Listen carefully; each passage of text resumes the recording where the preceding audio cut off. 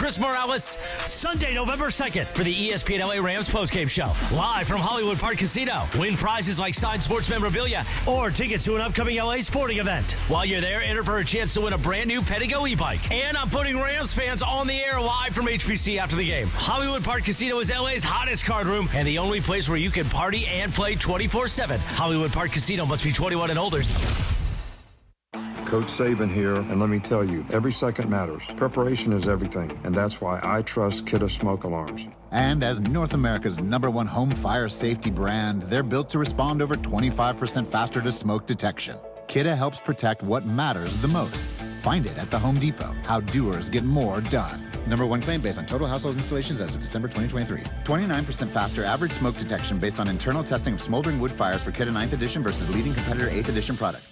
Your fantasy roster is set, the smack talk is heating up, and this season, ESPN Bet is giving you more ways to ride with your squad. Introducing the ESPN Bet Fan Center, where you can instantly link and bet on your fantasy teams right in the ESPN Bet app. An enhanced sports betting experience only from ESPN Bet, the sportsbook for sports fans. Make the connection today with ESPN Bet Fan Center and the ESPN Fantasy app. ESPN Bet Sportsbook, download the app today. Must be 21 plus. Gambling problem, call 1-800-GAMBLER. Terms and conditions apply. See app for details. Hi, this is Sean McVay of your LA Rams. The Rams play here. KSPN, Los Angeles. 710 ESPN. A good karma brands radio station. Oh! Previously on the Sedano and Kap morning show. Little ready, kick steals. Swing and a high fly ball, center field.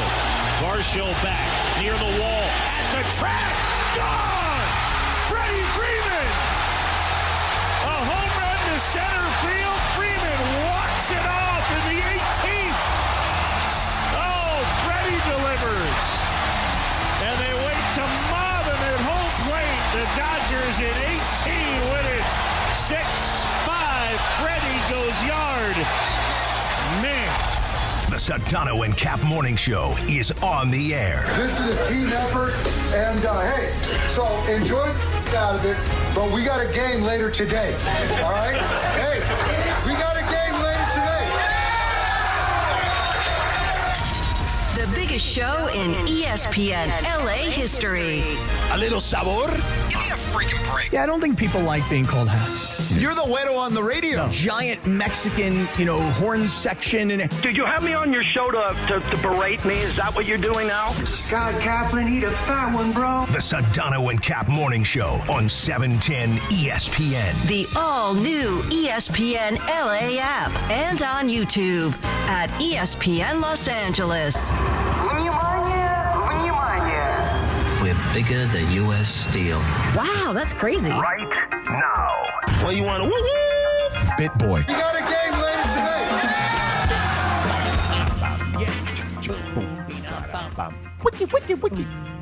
I don't often get to say this. 7:01 and 50 seconds. Usually we're in the 7:02 range. Yeah, well, it's a different day. Wake up, mongrels! Even though you never went to sleep after last night. Buenos dias. Or you got a quick nap. That's what I did. That's what you did. See, you should have done what I did. What'd you do? In the 15th inning, yeah. I said, you know what? I'm setting my alarm. I am putting this phone on sleep, do not disturb. Mm-hmm. And then I'm going to record the next 3 hours of whatever's going to be on Fox 11. Just in case this thing goes even further, way further into the night. Yeah. Okay? And I can even watch some of the post game. And then I just sat there. And then within the next commercial break, I dozed off. Yep. And the next thing I knew, it was 6 a.m. And I was like, all right, let's watch the end. Let's see what happens. Let's do this. You outsmarted me because I had that thing last night where I was like, you know what? I'm here. I'm not going anywhere. I got to make it till the very end. Yeah. I think you checked out on our group chat at about 10:38 p.m. last night. Yep, that was the last text. Yeah. That's when I made the decision of, okay, I'm going to get ready for bed. Mm-hmm. And whenever I fall asleep, I fall asleep while I'm watching this. And it didn't take much longer, to be honest with you. Yeah, I stayed till the very, very end because that's the kind of game last night. I always joke about this stuff, but that's the kind of game that makes people and I'll say it, those of us as we get a little older, we become much more emotional about stupid stuff. Are you going Radio Ronaldo out of the Already? gate? Hit the music. No, wait. Honestly, not out of the gate. Not out of the if gate. there was a Radio Ronaldo for you, yeah, it's Will Klein. Oh, Will Klein's an amazing story. I mean, can I help you with the Radio Ronaldo? Because I've got so much stuff on Will Klein that's incredible, I think. Yeah, so, okay, I guess we're here. But You want to play Will Klein after the game to start off? Yeah, sure. Let's play Will Klein, cut number 1, Lindsay, the 49-second cut right here. Or right here. 3-2. 3-2. 3-2. See, I just... How do you even begin to describe what just happened today? We started the game at 5 p.m. It's midnight. You know? Oh, my God. Holy crap, I did not know it was midnight. I just, time flies when you're having fun. We just kept going out there. Last time I looked up, it was 9 o'clock, and I thought, man, this is taking a while. The fact that it's midnight's crazy. Did you not expect to throw this many innings today? No. How do you feel? I feel great. Yeah. Glad it ended right there, though. Yeah. And then, Freddie. Oh, my God. Back-to-back years. Who else? Yeah. I mean, if you're going to walk Shohei every time, you got to go through Mookie and then Freddie. So it's like, pick your poison. He's done it before. Oh, my God, I can't talk. And he did it again. So that's insane. So, George, I was saying, games like this and performances like this will bring tears to your eyes. Because, no, I'm serious. I'm dead serious. I know, but it's so good. But it's so true. Because here's the thing I love about sports. Yeah. Sometimes it takes the entire team. It takes every guy. And we celebrate Will Klein, and we'll talk about his story here in a second. But what really, really got me, I'm getting goosebumps as I say it, freaking Yamamoto going to Dave Roberts, coming off a performance where he had a complete game, 4-hitter, had over 100 pitches, and Yamamoto, Yamo as they call him in the clubhouse. Yeah. I was just going to say, I was waiting for it. Yamo says different. Yamo goes and says, hey, listen, I know I just pitched on Saturday, and I realize it's Monday. Give me the ball. I will go do this. And, if you're Dave Roberts, you're like, hey, I don't want to hurt the guy. I got to protect the guy. But he may not pitch again in this World Series. We need every person, not just every player, not just every pitcher, not every position guy. We need every person. It's the clubhouse attendants. It's the bat boys. It's literally everybody that it requires to win that kind of a marathon last night. And I'll freaking tell you right now, I'm not embarrassed to tell you, it'll freaking bring tears to your eyes. What do you think of that? Well, let me tell you something about Will Klein here, Cappy, because I don't know how much you knew about. You're going to take my bit? Well, I'm going to help you. Oh, he's going to assist. All right, well, then let me at least lead off. No, you did lead off. Now he's going to put his hand on the Wait, bed. I thought that was the lead off. No, the lead off. Now I'll get to Will Klein. Oh, okay. First I was making a global comment. I mean, you were. It was a global statement. It was a global Ronaldo. Right. Right. Now I'll bring it to a more granular Do you want level. us to start the bet over? No, I like the bet where it is. Okay. George, this guy, Will Klein. Yeah. How many Dodger fans do you think last night were like, yo, who's the guy with the orange Abe Lincoln beard? Yeah. How many jokes are there now about he didn't even have a beard when the game started? Right. This kid, who many people probably watched last night, went, I don't know who he is. I don't really know much about this guy. Normally you say that stuff, and I'm very dismissive of you, but in this case, you're actually right. Right. People don't know who he is. His mom and dad, this guy comes from a small town, Bloomington, Indiana, where Indiana University is. Right. Mom and dad are both teachers. Yeah. So dad is a science teacher at a middle school. Mom is a science teacher at an elementary school. So from, humble background. The guy goes to Eastern Illinois University. Yeah. It's kind of the only place that ever really gave him a shot.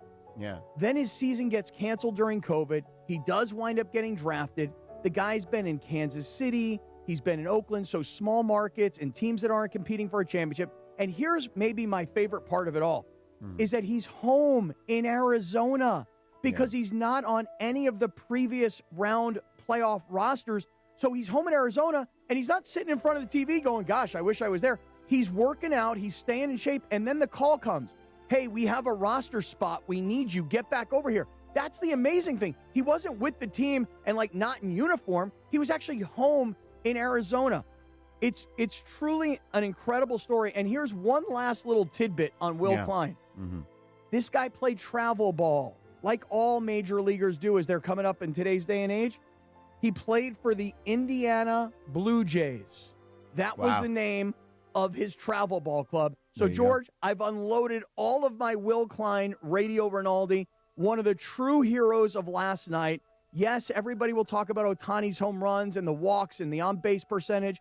People will talk about what happened at the end with Freddie Freeman, and rightly so.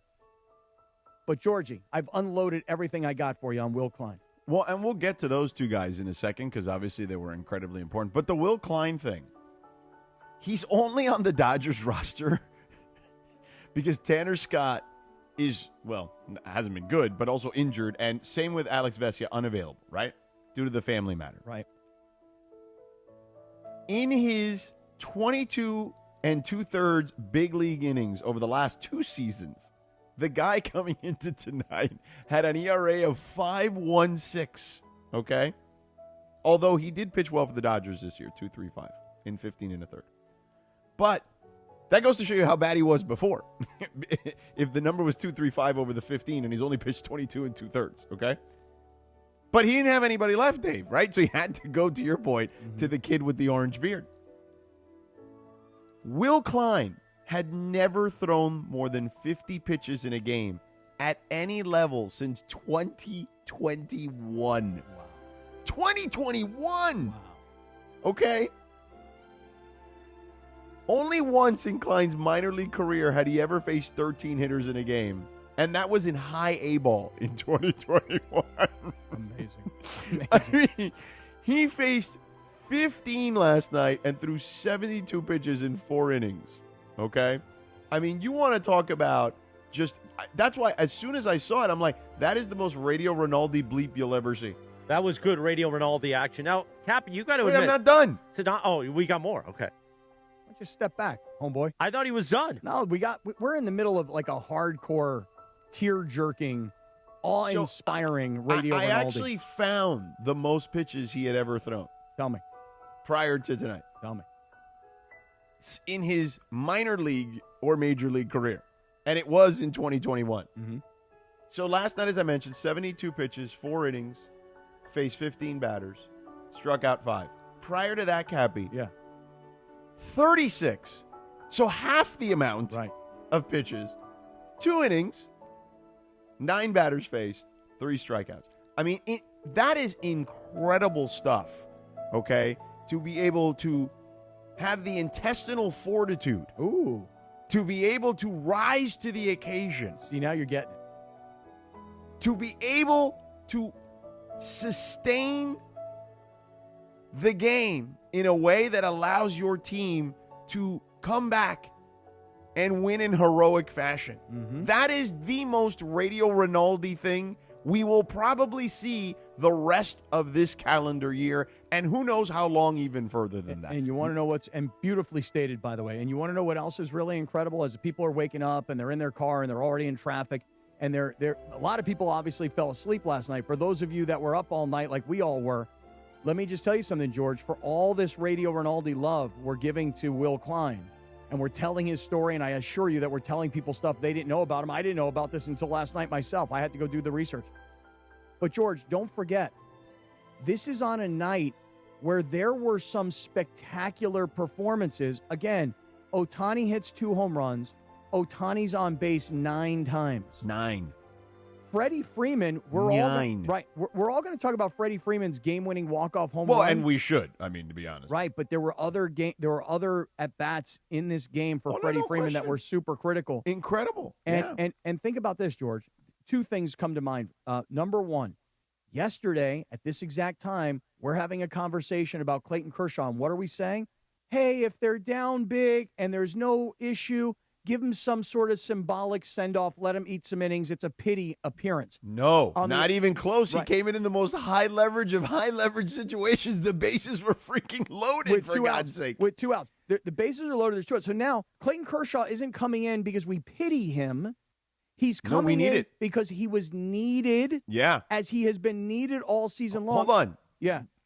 Cue the Rinaldi music Give one it more again. time. Give us more Rinaldi. Because Clayton Kershaw comes in when, again, yesterday we were talking about, just give Clayton a little bit of time. I wanted him to choke so badly. I really wanted it. For the storybook ending, I wanted Kershaw to choke one more time so I could call him a gutless bum. But he did it. No, he got the storybook ending. He did. And by the way, George, on the play where Kershaw he pitches the ball. By the way, that was a ball. That would have been ball 4. He would have walked in the run. You got to protect the plate in that situation. And you probably made the decision before he even the ball left his hand. That he was going to swing no matter what. Right. But the ball is headed towards second base.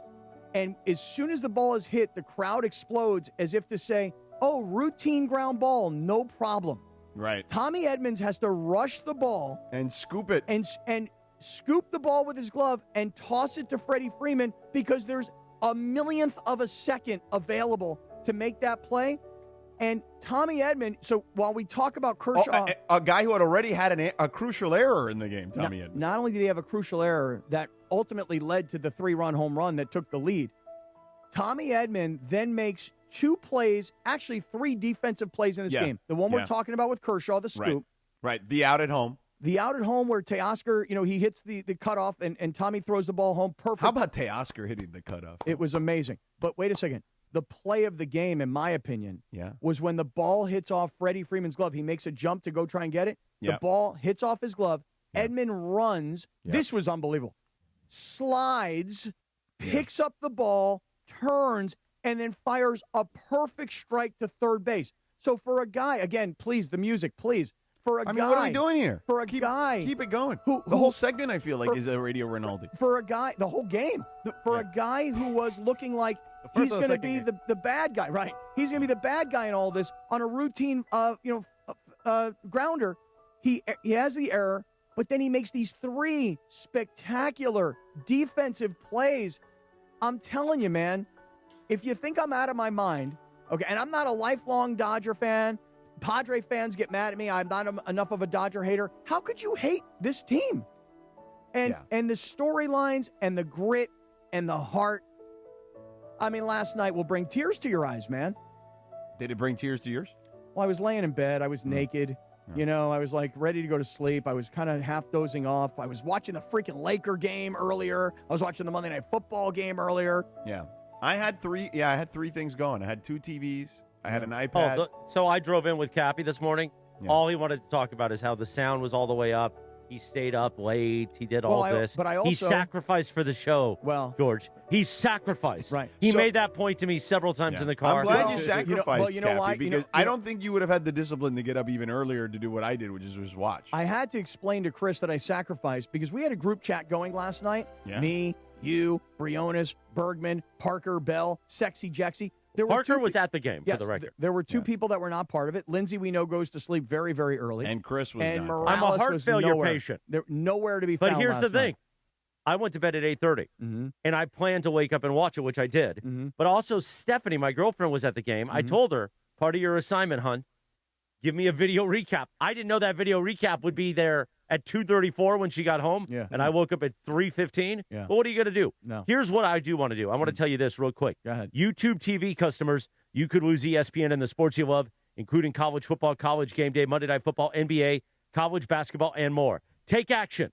Go to keepmynetworks.com to keep ESPN. That's keepmynetworks.com.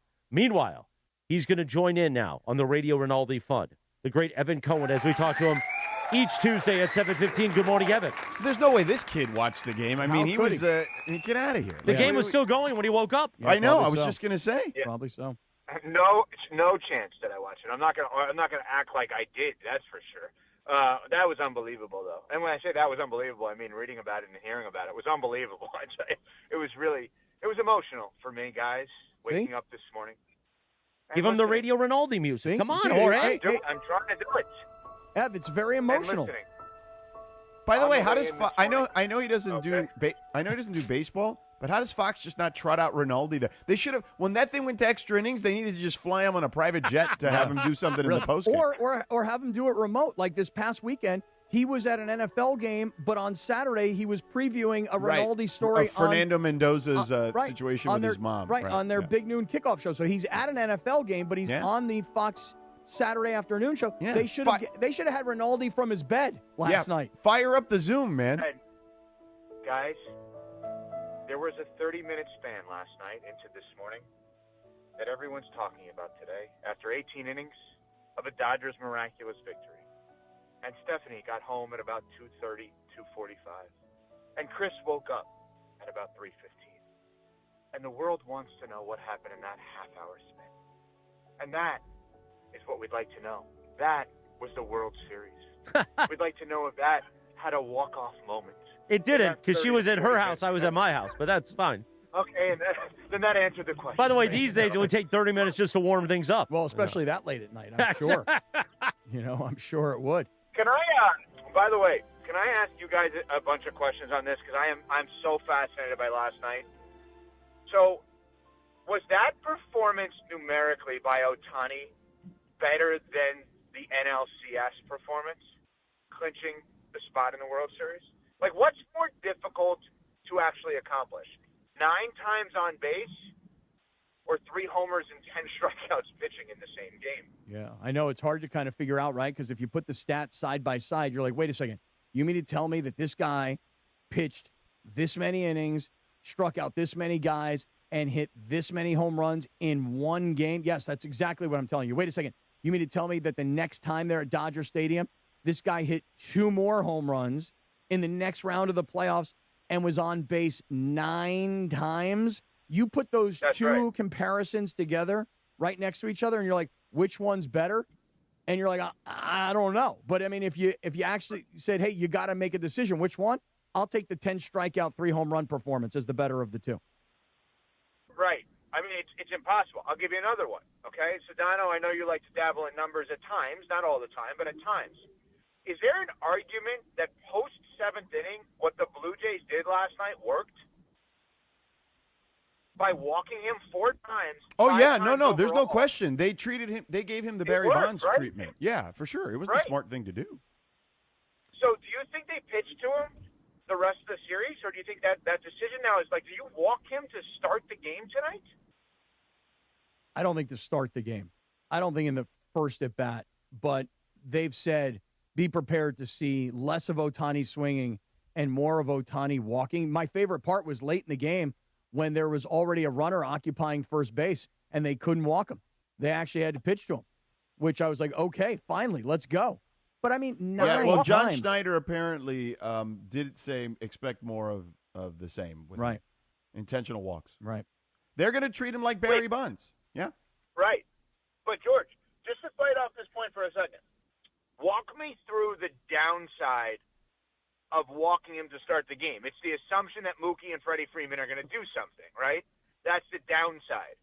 But isn't there a worse version of that? That if literally he gets more than 1 base, which is more likely than not? You know what I'm saying? Like, I don't even know what the argument is against it now, besides the guys batting behind him. But to your Bonds point, and I brought up the same thing this morning, like, Bonds, people forget, had an unbelievable player behind him, too, in Jeff Kent, right, who won an MVP. And there was no justification of pitching to Bonds. They had literally the MVP of the National League behind him, and they're like, nah, it doesn't matter. I still can't pitch to Bonds. No, and right? I would do the same thing. Like, if I was on the other side, I would absolutely do the same thing. Like, it's so funny. Like, so I let Mateo stay up till 10 o'clock last night to watch the game, right? At 10, I said, you got to go to bed. And in the 15th inning, Ohtani was coming up, and he's like, Ohtani's gonna win the game. I said, nope, they're gonna walk him. He's like, why? I said, because it's the smart thing to do. It's what I would do. And then they walked him. Mm-hmm. So yeah, like it is. Is he your son's favorite player? I know your son loves baseball. Is great at playing baseball. Early age, I get it. I don't want to overhype it too much, but he's wonderful at this, and he embraces it and he loves it. Is he all in on Ohtani? Yeah, Ohtani. I mean, he loves the team in general. But yeah, he actually cried when he heard Joe Davis talk about Clayton Kershaw's retirement. He cried while the Radio Ronaldo music played. It's not just old guys like me. It's young kids like Mateo are brought to tears. This is why, Cappy, you are a role model for the youth of America. It's an inspirational story. This is a kid who literally has watched on YouTube all of Clayton Kershaw's greatest moments. Don't mess this up, the Chris. playoff ones, too? Don't mess this up, when Chris. he chokes in the playoffs. I'm having a moment about my 7-year-old. Don't mess this up. So he legit so he's like, I don't want Clayton Kershaw to retire, and I'm having to explain to him, hey buddy, look, when you get to a certain age, you've played for a long time, you're not, your body isn't as good as it used to be to play, and not everybody can play forever. I had to have that conversation with a 7-year-old while I'm trying to watch the damn World Series. Yeah, understandable. But I'm telling you, you, should have FaceTime me during. Your son cries at the thought of Kershaw retiring. I cried at the thought of Morales coming back to ESPN LA. Yeah. Wow, whoa. Wow. I just interviewed my cardiologist yesterday on the air that saved my life. Wow, that was a low blow. You're worried about low blows? I have another question, because this is more of a glass half empty kind of question, right up your alley, CMM. So we debated this morning. Has Ohtani had the longest kind of, I don't even know what the wording is on this. He's Teflon, right? Honeymoon period. Has he had the longest honeymoon period of anyone ever in sports, and it's deservedly so. What do? We all hype people up just to tear them down. Thankfully, no one is trying to tear him down, and it's kind of great, right? Have you ever met someone that doesn't like Ohtani? Well, he hasn't done anything wrong either. Oh, I know plenty of people that don't like Ohtani. Yeah. There's lots of other fan bases that do not like Ohtani. Other fan bases don't like him. Right. They're like, wait a second, how is this guy still playing? Wasn't he involved in some sort of gambling scandal that got pushed under the rug? Evan, I agree with you, but I think you are also, because of what we do for a living, you're able to compartmentalize and really look at it through a more objective lens. Fan is short for fanatic. They don't. Yeah, I'm sure other fan bases don't like him at all. Yeah. Plenty. Believe me, all the Dodgers are ruining baseball fan bases around the country. Yeah. They all hate Ohtani. They're like, you know why the Dodgers don't have the number one payroll? Well, as a matter of fact, to prove Cappy's point, I tweeted yesterday, is Ohtani kind of underpaid considering all things considered? I said that this morning. I literally said that this morning. Of course he is. Of course he is. I tweeted that last night after he hit the second the home run, and then I get a bunch of it's mixed of people yeah, you're right, he's underpaid, and then people because he deferred the money, freaking cheaters, blah blah blah. Right, that's and what it's it is. What are we talking about? Right, that's what it is. But hey, remember that scene we were talking about last week, George, when we had that kid on who wrote that book about the Lakers, Shalom Yaron, yes. That kid, he has that opening piece of the book where LeBron's in the locker room and he's saying, hey, I should be getting paid more than $50 million a year because I do so much more. Ohtani got paid his money, his $700 million, but little did maybe he did know, but the Dodgers have not only held the money and continue to make the money with the money. They already made all the money back in one season, basically. But watch Ohtani anywhere he plays, even on the road, all the advertising is in Japanese. So the point is that he himself is this walking economy. Although I do believe all that stuff is superimposed, but yes. Well, right, but that's of course. But your point stands. Yeah, yes. Right on, of course, because all these companies are like, wait, Ohtani's playing in New York. Let's get some advertising going in New York. Yeah. I don't think there's any question he's underpaid. I also have one other question for you guys because I'm so fascinated by this game. So I like interviewing you guys today. This is fun. We like it. What show could you watch for 6 hours and 39 minutes straight? Oh, a bunch. That I actually like. Like if you would have told me in 2010 I could watch 6 or 7 straight hours of Entourage, I would. Okay, I'll tell you one that I can't watch. I would do that today. I'll go the opposite. I'll tell you one I can't watch because I just watched 3 hours of it, and it took me 3 sittings. Don't do it. No, I'm going to do it. I'm going to do it, Evan. I could not watch 6+ hours of freaking Harry Potter. Okay? I just finally finished the first Harry Potter. I'm a little late to the party, but it took me 3 sittings to get through the first Harry Potter. So I was glad I watched almost 7 hours of baseball last night. Yeah, I could not do that. That's a great. This is why Evan Cohen is a professional broadcaster. Great interviewing of Sedano and Kap this morning for your weekly hit. We appreciate it. You can hear Evan Cohen Unsportsmanlike weekday morning, 3 to 7 a.m. right here on ESPN LA on the ESPN Radio Network on ESPN2 as well. Evan, have a beautiful day. Take the rest of the day off, would you? Here's the exciting part, Sedano, as we continue to react to the amazing win. Our friends from Lazy Dog have brought food in this morning. And Cappy's stomach only on 3 hours rest. Oh, boy. What is going to happen when he intakes this food? Not because Lazy Dog isn't the best food and we eat there every day, because it's our downtown LA home away from home for Cappy and I. It's Cappy's indigestion and his weak stomach that we're going to put to a test this morning. That's coming up next. The Sedano and Kap Morning Show. Wake up, mongrels. It's a live imaging Tuesday presented by Providence. And we continue the fun and frivolity and the celebration when we're back in 3.5 minutes from right now, Jack.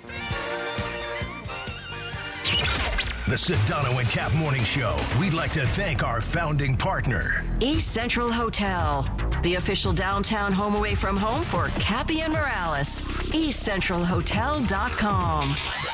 This is the Sedano and Kap Morning Show. Hey guys, it's Sedano. Looking to score big on flooring? Kick off your project with Hernandez Wholesale Flooring. Every day's a win. No gimmicks, no markups, just the wholesale deals on every surface. Call 866-62-FLOOR or visit them on the web, hernandezwholesaleflooring.net. No sale beats wholesale.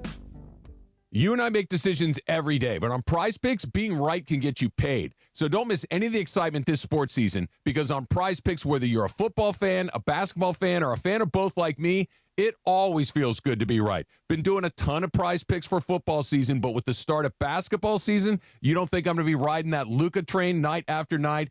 Absolutely. And Prize Picks now's offering stacks, meaning you can pick the same player up to 3 times in the same lineup. You want to pick more on Luka's points, threes, and assists? Now you can pick all of them in the same lineup only on Prize Picks. Plus, you can follow other Prize Picks players directly on the app and copy their lineups in one pick. Whether it's a friend, a celebrity partner, or just someone whose picks you like, hit the follow button and check out every lineup they create in the new feed tab on Prize Picks. Download the app today. Use the code TRAV to get $50 in lineups after you play your first $5 lineup. That's code TRAV to get $50 in lineups after you play that first $5 lineup. Prize Picks. It's good to be right. The Dodgers. Playoff baseball on ESPN LA is powered by Clean Power Alliance, delivering clean energy to over 3 million residents and businesses. Learn more at cleanpoweralliance.org.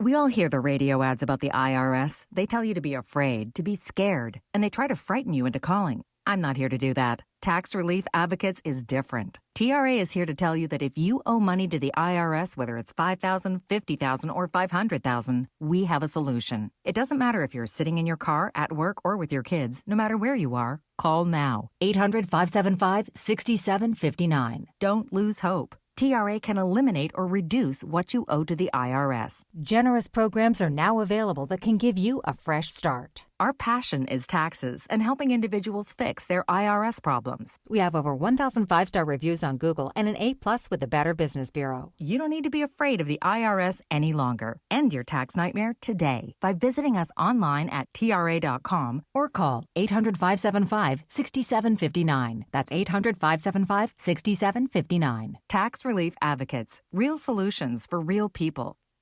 Hey, this is Rich Eisen. You're starting your day with the Sedano and Kap Morning Show on ESPN LA. Don't forget my show. The Rich Eisen Show is coming up this morning at 9 on 710 ESPN and the all-new ESPN LA app. Now, back to the Sedano and Kap Morning Show. 7:32, good morning. Old school. The Sedano and Kap Morning Show. I'm about to blow up, Jorge. I'm just going to tell you. Quack, quack. My quack's not up. We got to go 3 days. Come on. On this day in 1978, the number 1 hit. Nick Gelder? Nick Galder?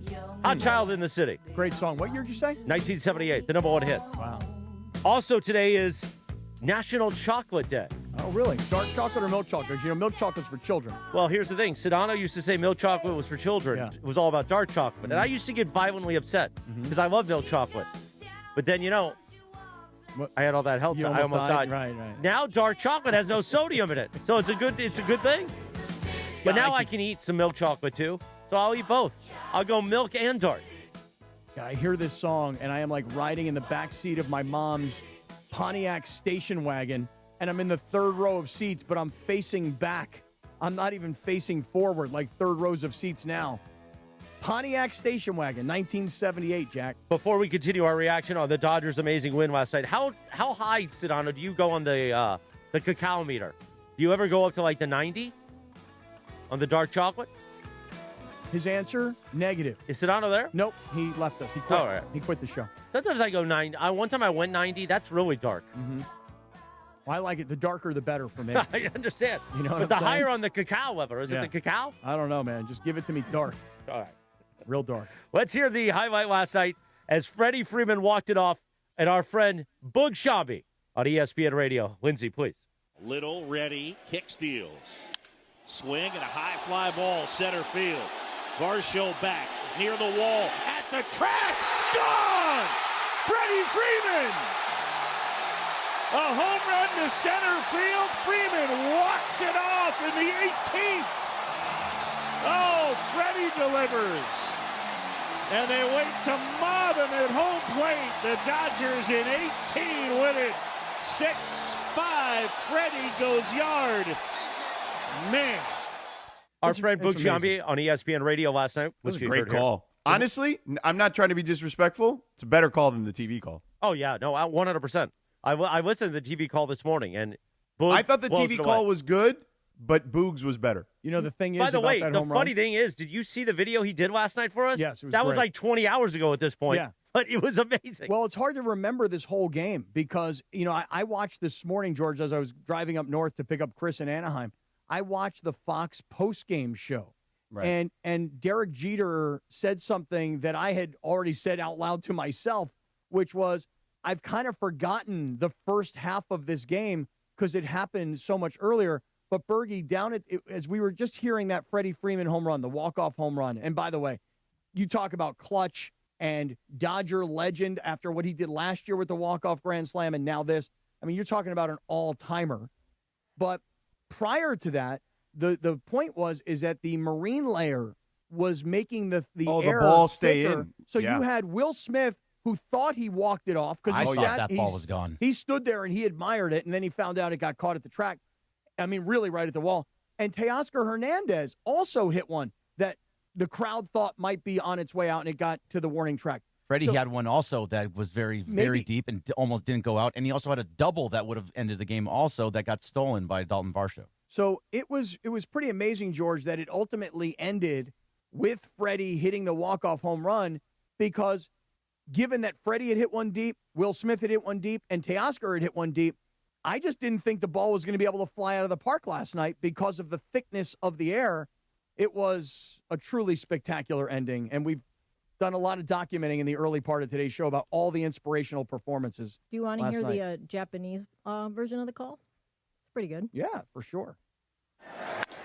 センターへ下がってベースまで行く越えていく来ましたね。18回で決着最後に決めたのはフリーマンでしたフリーマンのサヨナラホームランドジャースこれで2勝1敗大熱戦に決着しました6対5ドジャースサヨナラ勝ち Yeah, I think beautiful. Boog's call was better than that one, too. Oh, no, he's pretty excited. Do we have the TV call? You Here's threw the us a TV. curveball on that one. I can get you the TV call. No, we Well, will. because I just heard it now because I played it for Mateo a second ago. No, I mean, will say. it was good, but I don't think it was. I think Boog, you could play it in any language. I just think Boog did the best job of anybody. He did. And Lindsay worked very hard before the show to prepare us with like 40 sound bites, but we don't have the TV one. We'll get to that in just a moment. Now, George, you weren't there when we came into the segment. We were talking about dark chocolate, milk chocolate. And by the way, hold on, no. Poke de Baz or whatever the hell this guy's name is. I'm not because he says the radio call sucks. First of all, you're full of crap. Okay, you don't know broadcasting if you think that it sucks. First of all, you're a joke is what I'll say, okay? You hear that? You hear that? Second of all, you hear that? When I said you're crazy in the group chat, you said, I'm not crazy. I just picked my Dodgers guy over the ESPN guy. Then you know what? You're just a blatant homer, okay? You don't understand what sound is in your ears, all right? Because, yes, Joe Davis's call was great. Boog Shambi's call was all-time elite. That's the difference. There are levels to this. You don't understand, and you'll never understand. You hear that, kid? You don't understand, and you'll never understand. And let me tell you something. Well, we know. Listen. Why? Joe can put somebody asleep during a fire. Oh, come on. No, but don't do that. That's not fair because that's not cool either. I thought his call was great. Joe Davis is great. His call was great. Shambi's call was excellent. Okay. See, this is what Jim Harbaugh always says. See, if you ask me to compare two players, I have to put one up and I have to put one down. I thought Joe Davis's call was excellent. I thought Boog Shambi, who I've been friends with for 30 years, as I know you have as well, so I'm a little bit biased towards Boog Shambi. I thought his call was excellent. But forget about the call. It was the home run, and it was everything that happened before that home run. All the storylines of that game last night. It was, listen, I watched the whole game. I stayed up. Even it got to the 14th, 15th. I was in. I committed myself to it. It will go down in my memory banks as maybe one of the greatest games any sport that I've ever watched. Yes, it is. There's no question that's the case, okay? When you look at that game, all right, 609 pitches. 609 pitches. Yep. Like, first of all, who's even left today is my question. Like, what are you going to do? Bergman, did you guys talk about that today on the Blue Review? Because I don't know what they plan on doing today. Kike is going to pitch today. No, yeah. So no, I don't know what they're going to do either. But we have not talked about that portion of it. But really, it's going to be a lot of the guys that they used were only for a short amount of time. The only thing is like Blake Trinan. You can't use Blake Trinan at all. Is that what you're talking about? Sorry, I was helping Chris. No. Listen, I think George's point though is that it really literally took every single man on the roster last night to the point where Yamamoto is in the bullpen warming up. By the way, we didn't even mention. Kershaw did come in with the bases loaded and 2 outs, but Kershaw had been up in the bullpen for 3 innings. Like they were warming him up and getting him ready to go for a long time. So when you talk about what they're going to do today, I'll tell you this right now. I know that in the postgame show last night, there was a suggestion from Alex Rodriguez that maybe what Dave does is he chooses to start Blake Snell today and then move Ohtani to tomorrow. I saw Ohtani, I'm sure everybody else did in the clubhouse when Dave is kind of talking to the team, and he says, hey, we got a game later today, and Ohtani goes through his pitching motion as if to say, I'm ready to go right now. I mean, think about what his body went through. And listen, you may think, oh, gosh, he was on base 9 times. He walked 5 times. How hard was it? I'm sure that Ohtani, after the lengthy game and the number of at-bats and everything else, George, today, to now have to go out and pitch and be expected to be at your very best, not going to be easy, even for somebody who's superhuman like Ohtani. By the way, the Mongrels are losing their mind in the YouTube chat because Sedano went after them. Just to clarify for some of them that think that we're like playing an alternate TV thing, this is the ESPN Radio Network call. So it's on like 600 radio stations last night. And I know you guys were at home watching the game, but a lot of people work different hours, especially in today's day and age. So ESPN Radio, I think they're doing just fine on millions of people listening to that game. Yeah, and one little side note about Joe Davis, and again, I thought Joe Davis's call was fantastic. I thought his whole game broadcast was terrific. But I'll tell you this, if you're not a Dodger fan, any other fan base, Blue Jays, or as David Ortiz calls them, the Blue Jays, which I love, if you're a Blue Jays fan, if you're a Yankees fan, if you're a Padres fan, it doesn't matter. If you are not a Dodger fan, you hate that Joe Davis is the voice of the World Series again this year because you know that he's the voice of the Dodgers. So everybody just hears it in a way that they go, that's so biased towards the Dodgers. I don't know. I think Joe Davis is really good. I think he makes it a pretty down-the-middle call as best he can, but he knows the Dodgers like the back of his hand versus seeing the Blue Jays for the first time this year. Dodger Dog in the YouTube chat says Joe Davis is corny AF. I would agree. Oh, wow. I don't find him to be so corny. Meanwhile, let me tell you this. Join ESPN LA and Jim Beam. I can't wear these gloves. Bergie made me put surgical gloves on. I don't know why. Why, Bergie? Because he thought we looked good. Yeah, he's got the blue. He's got the blue hat. I can't grab pen and papers. The moisturizer. He's got blue everywhere. He might as well have blue hands. Join ESPN LA and Jim Beam for the ultimate Boys in Blue Game 4 watch party tonight at Spring Street Bar in downtown LA. Bring your crew. Rock your Dodger blue. Hey, everybody. and enjoy Jim Beam drink specials, giveaways, and LA sports tickets. Hang with the ESPN LA crew. More specifically, hang with Bergman, hang with Cappy, and I'll be there too. You can punch me in the face if you want. It's all happening tonight, presented by Jim Beam, the official bourbon of the Los Angeles Dodgers. Drink smart. That's tonight. Spring Street Bar in downtown LA. Cappy, are we going to walk there? I don't know. How far is it from here? I don't know. How far is it from the East Central? I think it's like a mile. Oh, then for sure. No problem. No problem. You might even run there full speed. Well, are we going to break here? What are we doing? Well, I was just filling time while you were pounding the mongrels into submission. But yes, we can take it. Waiting for you. I'm reading some more stuff on what we should be talking about next. Like, I do think there are so many more historical nuggets that we just need. We could be literally talking about this game for 5 hours. Oh, no we doubt. could talk about it for as long as the game went on, to be honest. Let's talk about it for almost 7 hours. Yeah. All right, let's take a timeout. We will regroup. We'll bring more Sedano nuggets, and we'll make you smile. And mongrels, we will intensify the chat all over you. 7:43. Celebrate. It's a live Imaging Tuesday presented by our friends at Providence. The Sedano and Kap Morning Show is back in 3 minutes from right now. Sucker! The Sedano and Kap Morning Show. We'd like to thank our founding partner, LAX, Los Angeles International Airport, where change is in the air. Learn more at lawa.org/ESPN. This is the Sedano and Kap Morning Show.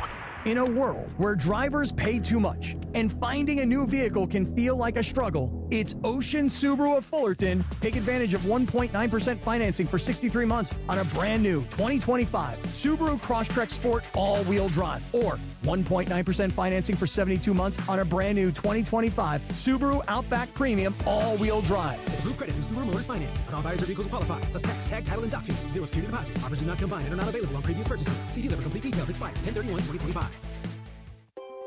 Did you know that Children's Hospital Los Angeles offers breakthrough epilepsy procedures for kids who have failed other therapies?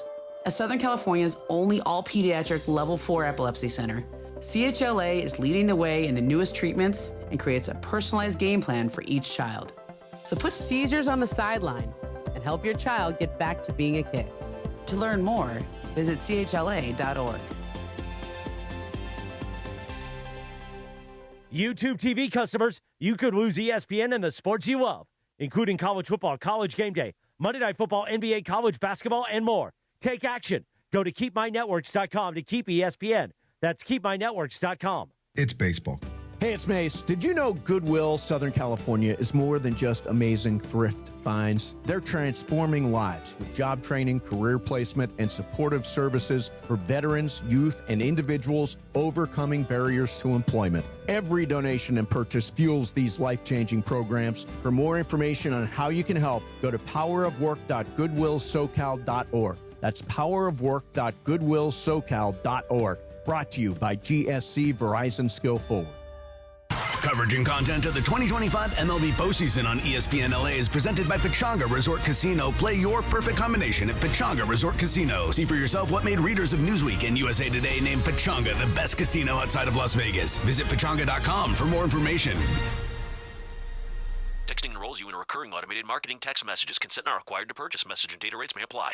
The team's looking good this season. I think so. Man, I miss playing football. Ever since I turned 40, I just can't find that fire I used to have. Think it could be lower testosterone? What do you mean? I was feeling the same way. After 40, the body has less testosterone, and men lose their edge. That's why I take Nugenix Total T2. That's the testosterone booster, right? Yes, but Total T2 is their brand new formula that skyrockets nitric oxide levels in as little as 3 hours. Since I started taking it, I've been lifting like when we played for Coach Carter. My energy is way up, and it even spiced up things between me and the missus. Are they still giving out complimentary bottles? Yep, just send a text. Text BILL to 231231 for your complimentary bottle of Nugenix Total T2, the next generation testosterone booster. Text now and we'll include a bottle of Nugenix Thermo X, our newest, most powerful fat burner ever, absolutely free. Text BILL to 231231. That's BILL to 231231. These statements have not been evaluated by the FDA. This product is not intended to diagnose, treat, cure, or prevent any disease.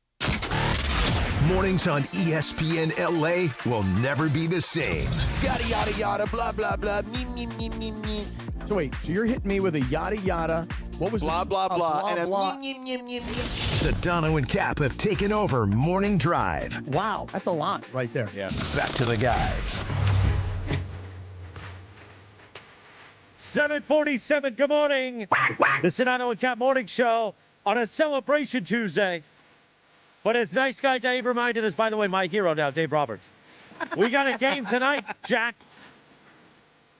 Why are we playing Barbie Girl? Because on this day in 1997, Aqua released the song Barbie Girl. Okay. That's why, Shinana. I fell asleep during the Barbie movie. I've still never seen it. I never saw it either. Not a good movie. So I don't got time for Barbie Girl. Yeah, no not a offense. good movie. I mean, listen, I also thought Wicked was not a good movie. So, I mean, just take it for what it's worth. You know what was great cinema last night? The game. Yeah, it was incredible. I mean, it really was. Like, George, yesterday, we're having this conversation about Clayton Kershaw. And the thing we're all talking about is, well, if the Dodgers are up big, give them a chance to get a last hurrah. If the Dodgers are down big, maybe you ask him to be a great team guy and just eat some innings, But they needed him last night. He came up huge, bases loaded, 2 outs, tie game, and he induces a very weak ground ball that everybody thought was an automatic routine ground ball, but Tommy Edman had to rush it, and he didn't even have the time to put it into his throwing hand and get it over to first base. He had to scoop it and toss it to Freddie Freeman and just barely get the out. It was really, it's the kind of stuff that you write movies about. Here's this guy who's this legend who's hit. Yeah. There it is, back to Radio Ronaldo. Yeah. It's true. It's true. This is the stuff they write movies about, man. This guy was a legend, and then all of a sudden he got blown up in the playoffs in his last year, and he's never going to pitch again, but he's on the roster, and he's in uniform, and then they need him. Oh, and by the way, George, I'll make a prediction for you. I don't think we've seen the last of Clayton Kershaw. I'm with you, Cap. I agree. Oh, wait, let's not get frisky. Okay, let's not get frisky. But let me explain why. Getting the last out. Let's just remember this as the moment. You know what I mean? But let me explain. I mean, why, come though. on, you could not have. I mean, his wife was there. Dave Roberts' wife is hugging her afterwards. Like that's the moment. And honestly, I think I know people. I know Morales doesn't like Joe Davis, and I think Joe Davis is great.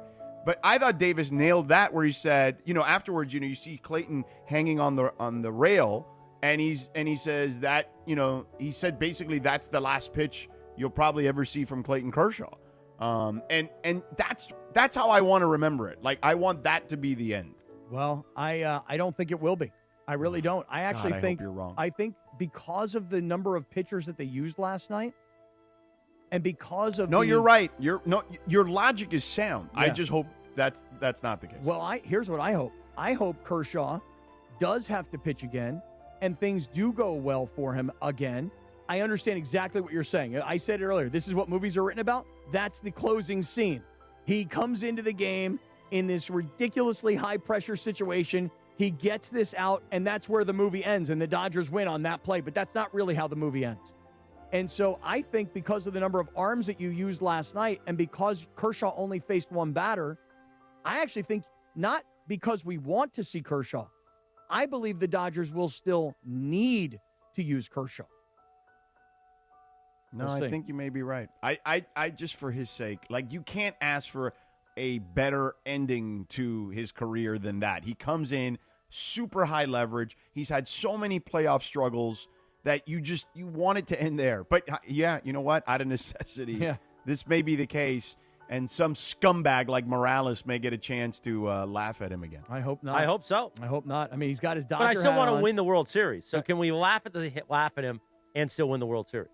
He's going to be the one who gets the last laugh when he gets the last out of the World Series, and he's going to be like, see, you guys didn't think I could do it, and I did it, and now you'll never have to see me again, but I still did it. And then he'll come back again. You tell him, Linz. No, he won't come back again. Come on, Kershaw. Hey, since the Rinaldi music is playing, can I just say that, to me, again, you talk about inspirational performances. You know that Tommy Edman last night, who has been playing second base because of a gimpy ankle because he couldn't play center field because he can't run on it as well, although Edman has said he's fine, Dave has been protecting him by keeping him at second base. Tommy Edman winds up finding himself out in center field in the last part of that game because that's what the team needed him to do. Do you understand all of these performances? You know, this pitcher, Klein, at the end, he went more than he's ever pitched before, and he went deeper 4 innings. because that's what the team needed him to do. Kershaw, that's what they needed him to do.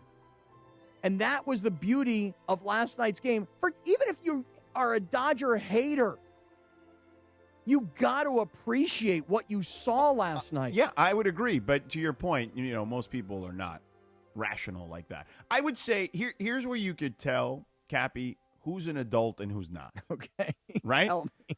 No, I'm serious. Yeah. Because you said it. Like when we were talking to Evan Cohen, there are fans that hate Ohtani. There are fans that, despite how likable this team is, and I know people are going to say, you can't be likable if you're spending $7 bazillion on a team, blah, blah, blah. Well, it's not true. Like, if you look at the individual characters on this roster, they're incredibly likable. But people are clouded by their own biases. They can't be objective. And I think, you're asking people to be rational in a genre of entertainment that is as emotional gets. So I agree with you. I think that it takes a specific kind of person, though, to feel that way if they're not a fan of that team. Now, look, I think I pride myself on people, like being around people who can be that objective. But not everyone in my life is that objective. They are those me people I'm talking about. I mean, listen, I got to go in for you, Cap. All right, give it to me. So, I have my family group text. Well, my nephew, my 14-year-old nephew is now on it. And not only is he super into postseason baseball this year for the first time ever, he went out and when he got some new drip for high school, he had my sister buy him a Dodgers hat. And he was like, this is because Ohtani's the GOAT. So he's into it. Listen, I agree. I think Lindsay's onto something. Like, I do think that the best thing for baseball, and I do think this happens in all sports, like, is a dynasty is good. So it's kind of weird. Like, the NBA has been the reverse, right? Where, like, they've been striving for parity. And look, I do think there are some merits to that because in a sport like that where there's only really been dynasties, I think other fan bases feel the need to like, hey, can we get some too? But in baseball, we haven't had one in 25 years. That's a long time. So I do think that it's good for the sport in doses, right? After a stretch of time, you need a dominant team because that's what kids gravitate to. It makes your sport more popular with young people, and that's what everybody's striving for from a business perspective. Yeah, and I'll add one more to it. You ready? So look, why did people hate Tom Brady? Why did people? Because he won too much. Right. Why did It's people why hate the people Patriots? don't like Mahomes now. Right. And so the thing is this. Mahomes. Well, I hear everybody tell me that if the Dodgers win the World Series, they're going to ruin baseball, and obviously Dave made a joke about it after the previous round. But here's the thing. I actually disagree. I think it makes people like hate one team and then strive to try and knock that team off. So instead of everybody just complaining that the Dodgers spent more money or they deferred money, it puts pressure on other owners like in Pittsburgh or Colorado or Kansas City or wherever. Hey, guys, you're billionaires. Spend some freaking money. Get in the game. Yeah, listen, I'm with you. So the report came out not too long ago, and I want to get into Freddie's night because I feel like with all the Radio Rinaldi and all the stuff we've done, and deservedly so, like we need to get into how special he's been in the postseason for this team. But to your point, a report came out recently, and I don't have it in front of me at the moment, but I did read it like a week or so ago, of all the revenue that teams are making. Right. And then how much they put into the rosters. Yeah. Right, and go look at the teams that are cashing in who don't have the highest payrolls, that are making several $100 million, okay, that are not reinvesting it into their team. Right. So, like, to your point, I'm with you on that. Like, yeah, go. You're a billionaire, bro. Do you want to win or do you want to make money? And I think that the short-sightedness is, yeah, I want to make money, but if you win, you can make even more money. By the way, we mentioned Boog. You can hear Boog tonight, Game 5. Or Boog. Excuse me. Or Boog. I said keep Boog. calling him Boog. I called him Boog there. I did call him Boog there. It's like Boog. You call him Boog or from like Booger? Revenge of the Nerds? No, I called him Boog there. I did. Booger? So you, Second time Boog. you Or called like, him Bug. now, Boog. just like Booger McFarland goes by Boog. Yeah. But like John Boog Shambi. No, I know. I made a mistake there. That's my fault. Boog like It's the the second baseball time. So you player. can hear the Boog. Boogie Boogler. The Boogly Boogler. At 5 p.m. redhead. tonight, Game 4 of the World Series. You'll hear it here on ESPN LA. 710 on your AM dial and crystal clear digital audio on the ESPN LA app.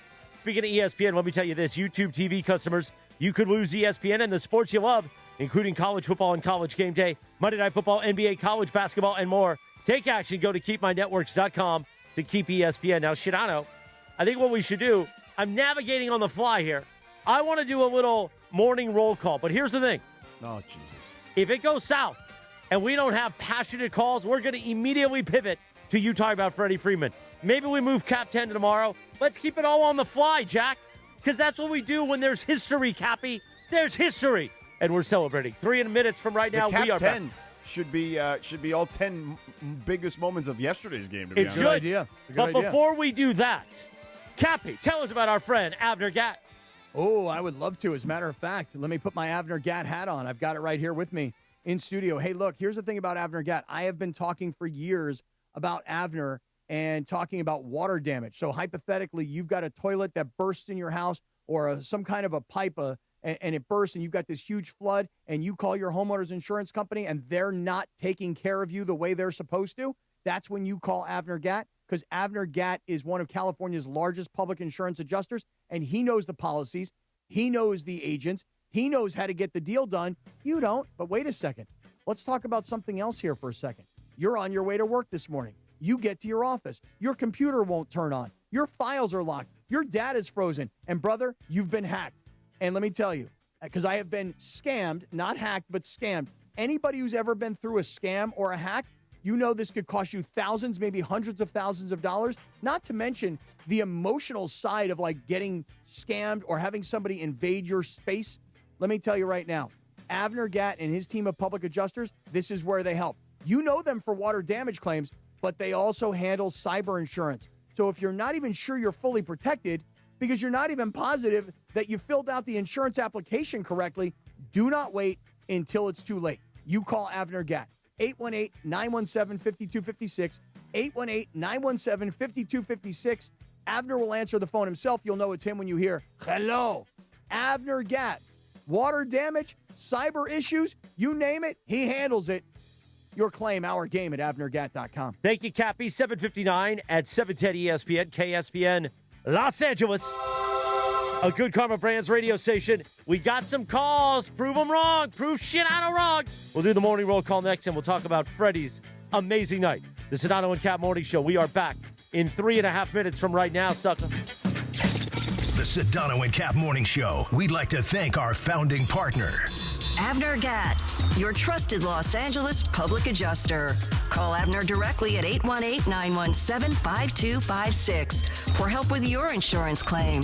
This is the Sedano and Kap Morning Show. Support comes from Clean Power Alliance, providing 3 million residents and businesses clean electricity options. Southern California is our home. It's the air we breathe, the sky we share, the communities that connect us. Every day we have the choice to make a change. On every road, with every light we turn on, we can choose clean energy. Together, we power potential. Change is electric.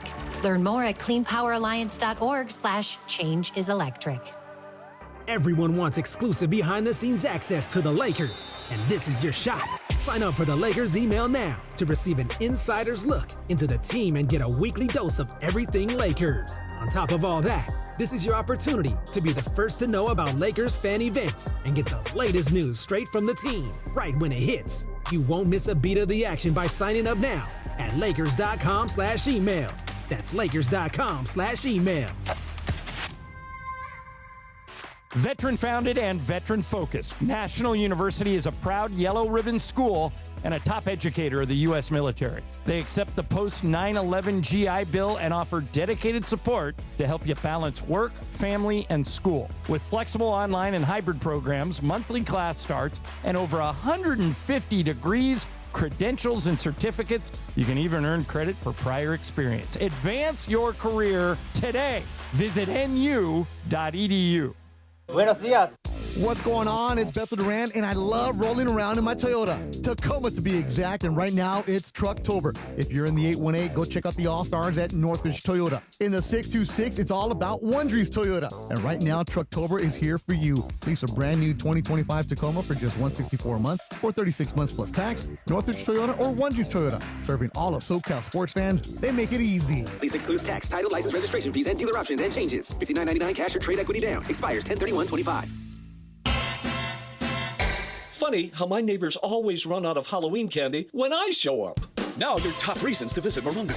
The baseball series is even better on our big screens. You won't miss a play. Everywhere you eat, play, and stay. Number 2. Morongo's got your Thanksgiving feast to go. Your choice of a whole turkey, glazed ham, or prime rib with sides and dessert. Order yours now. And the number 1 reason. Catch Brett Michaels' only Southern California engagement, November 21st. Good times.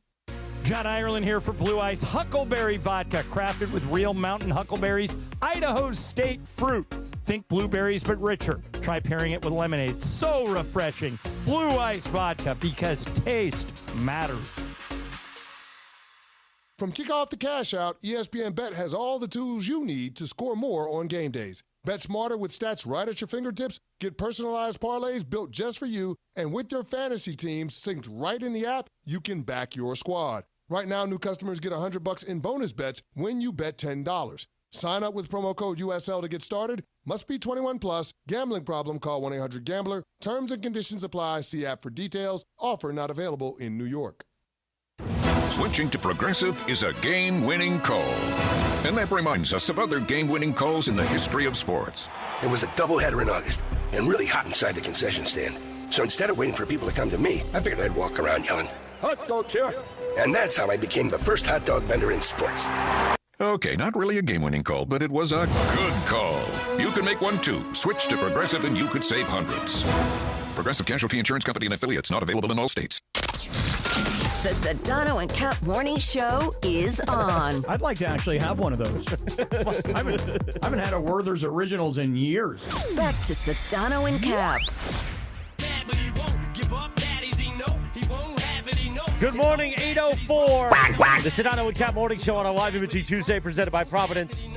Dodgers with an amazing, amazing win last night, which was actually today. It was earlier today. Technically. On this day in 2002, Eminem released this single, Lose Yourself, Cappy. You got one shot. You got one shot. That's right? Will Klein. This is Will Klein's song now, I feel like. That was his one shot last night because failure was not an option. And you know what else is not an option? Tell me. Getting rid of the morning roll call because the lines are lit, Jack. All right.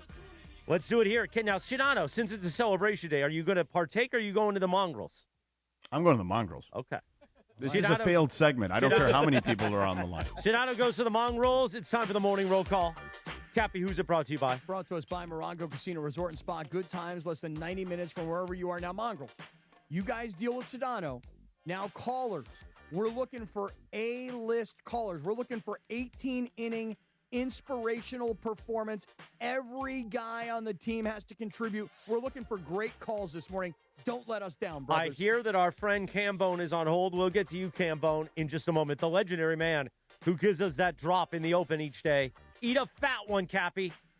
But first, we start with Martin in the city of Orange. Martin, good morning, sir. Let me tell you guys, not a Dodger fan, but I'm a sports fan. And if you can't appreciate the greatness that this organization is doing, then you must be dead inside.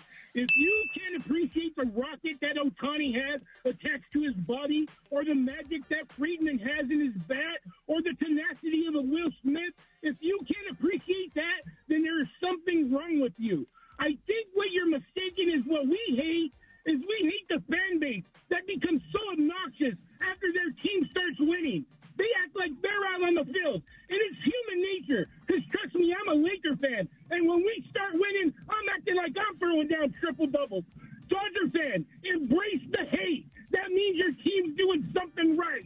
Have a great day, guys. I'm out. That's good. That's good job. Martin in Orange. Hey, Martin, I understand where you're coming from. You're probably an Angels fan. I think he's an Angels fan. I drove by Angels Stadium this morning, and I was like, aw, look how dark and quiet and kind of sad it looks, because you just know that 50 miles up the road is like one of the all-time most legendary facilities in all of pro sports, and you know about the magic that has happened there, and we saw magic happen again last night. All right, Chrissy, who's next? The morning roll call. Now we head to a city. We head to a city where I don't think you and I would really fit in that well, Salt Lake City, and we say good morning to Tommy. Good morning, Tommy. Good morning, guys. I just want to say Will Klein was awesome, going above and beyond with 4 innings. Ricky Hernandez was great, going from single A right up to the parent club and doing fantastic last night. Tommy Edman with his defense. Teoscar with this defense as well. All the Dodgers did great. And so go Dodger Blue. And congratulations to MLB Salt Lake. They just broke ground on their stadium yesterday. We're going to build it. But go Dodgers all the way. I'm LA boy through and through. Let's party from Camarillo to Amani, all the way down to Cross Riverside. Go Dodgers. Good job, Tommy. Tommy saved it there with the Almonte reference. He did. And Tommy up in Salt Lake. Listen, Chris, we may not do well there, but if we land in Salt Lake. I'm just saying you and I wouldn't fit in. Right, but if we land in I don't think they Salt would Lake, like our act of sharing hot dogs. No, but if we land in Salt Lake and we drive 45 minutes to Park City, we're golden. Because Park City is practically L.A. Cambone, you're on deck. But first, we head to Justin in Century City. Good morning, Justin. Good morning. Got my tickets for Game 5. I am ready to see for the first time in my life my team clinch the championship. Every other Dodgers. As you know, it was in New York. It was in Texas. I'm wondering if perhaps Ohtani will pitch tomorrow because of the weirdness of last night's game. As you guys hit, the game was amazing, ups and downs. There were 3 balls we hit to the warning track. That was giving me a heart attack every time. Mm-hmm. Let's not joke about heart attacks, Justin. That's all right. The rest of us can joke about it. Keep going. No, that was it. That was it. There were errors. There was the running errors, but, they made up for it. There were the defensive errors, but he had 2 incredible plays to save runs each time. All right, Justin, have a great day. Thank you for joining us in the morning roll call. We're like one great call, one decent call. That one, Justin he's just excited. He wanted to join in. He didn't sound excited. Okay. That's not, so I would say we're 1-1-1 right now. Well, right now, he's going to bat cleanup. The legendary, the great Cambone.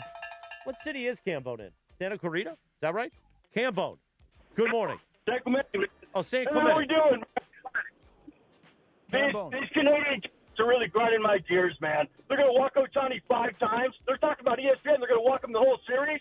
These Canadian cowards, their food sucks, their mascot sucks, and their freaking national anthem sucks, man. They can eat a fat one.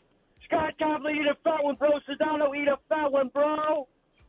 I like it. I mean, listen, he goes to the hits. He plays the hits. He does, and then he just sort of faded out. Yeah, you know what I mean? Thank you, he Cambone. left us with everybody should eat fat ones. Cambone, we should go down and visit Cambone in San Clemente. I do love San Clemente. Yeah, so do I. All right, we bring Sedano back. That's the morning roll call. All right, very nice job. Cambo needs a new cell phone. What happened with that? I think he's got that Metro PCS or whatever it is. Is that really? Mint Mobile, no? One of those brand new companies, Metro PCS. Prepaid. That's prepaid still. George, do this for us. You were about to get into Freddie Freeman, and obviously, Freddie Freeman has been very, very good. However, last year he went legendary.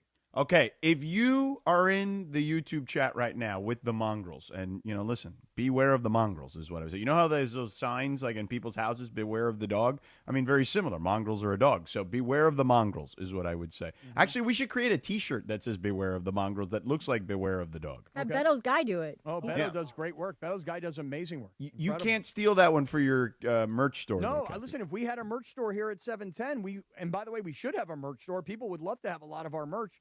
We could be producing stuff all the time. If you believe Freddie Freeman's performance in the World Series in the Dodger uniform is the single greatest performer in World Series history, think about the high leverage, high stakes situations he's been in his time with the Dodgers. If you believe that, if you agree with me on that he is that guy, that he is the single greatest World Series performer for a singular team in Major League Baseball history, smash that like button right now. Oh, in that YouTube chat. Listen to this guy. Smash that like button. Okay. If you agree with me that Freddie Freeman's the most clutch guy of all time, my boy Sedano says... In World Series settings, right. yes. My boy Sedano says, you smash that like button. You don't smash click that on it.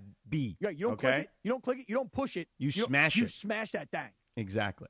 All right. So, Cappy, here are just some numbers on the great Freddie Freeman. Okay? Because then I'm going to add to it with some Radio Rinaldi about Freddie. Freddie Freeman has 5. Not 1, not 2, not 3, not 4, 5 single go-ahead home runs in the World Series. Tying okay, look, I would tell you to guess, but it's going to take forever. I will even give you a time frame on this person, okay? Think great Yankees of all time. Okay, I'm thinking great Yankees of all time. Yes. Wait, and so this is the person who has the most home runs to take the lead. Is that what you said? Go-ahead home runs in World Series history. He is now tied. There's only one person ahead of him. He's second all-time, Freddie Freeman. And he's tied. There's a lot of Yankees on this list. But he is tied with, technically 2 Yankees. But go ahead. So if you get one of them right, I'll give you the nod. Think like the heyday of the Yankees. The heyday, the real heyday. All right. Let me go Joe DiMaggio. You're close. You're in the ballpark. Let me go Mickey Mantle. Correct. Mickey Mantle is one. Lou Gehrig is the other. Okay. Oh, I was going to say Lou Gehrig. Okay. The only other person that has more go-ahead home runs in World Series history is Babe Ruth. Okay. That's where we're starting with Freddie Freeman. Freddie Freeman has we should have like Nuggets music. Like, is there music for Nuggets? Just give me baseball music. Anything that's baseball. How about the organ? Give me the organ. This works too. Yeah, little baseball tonight. There you go.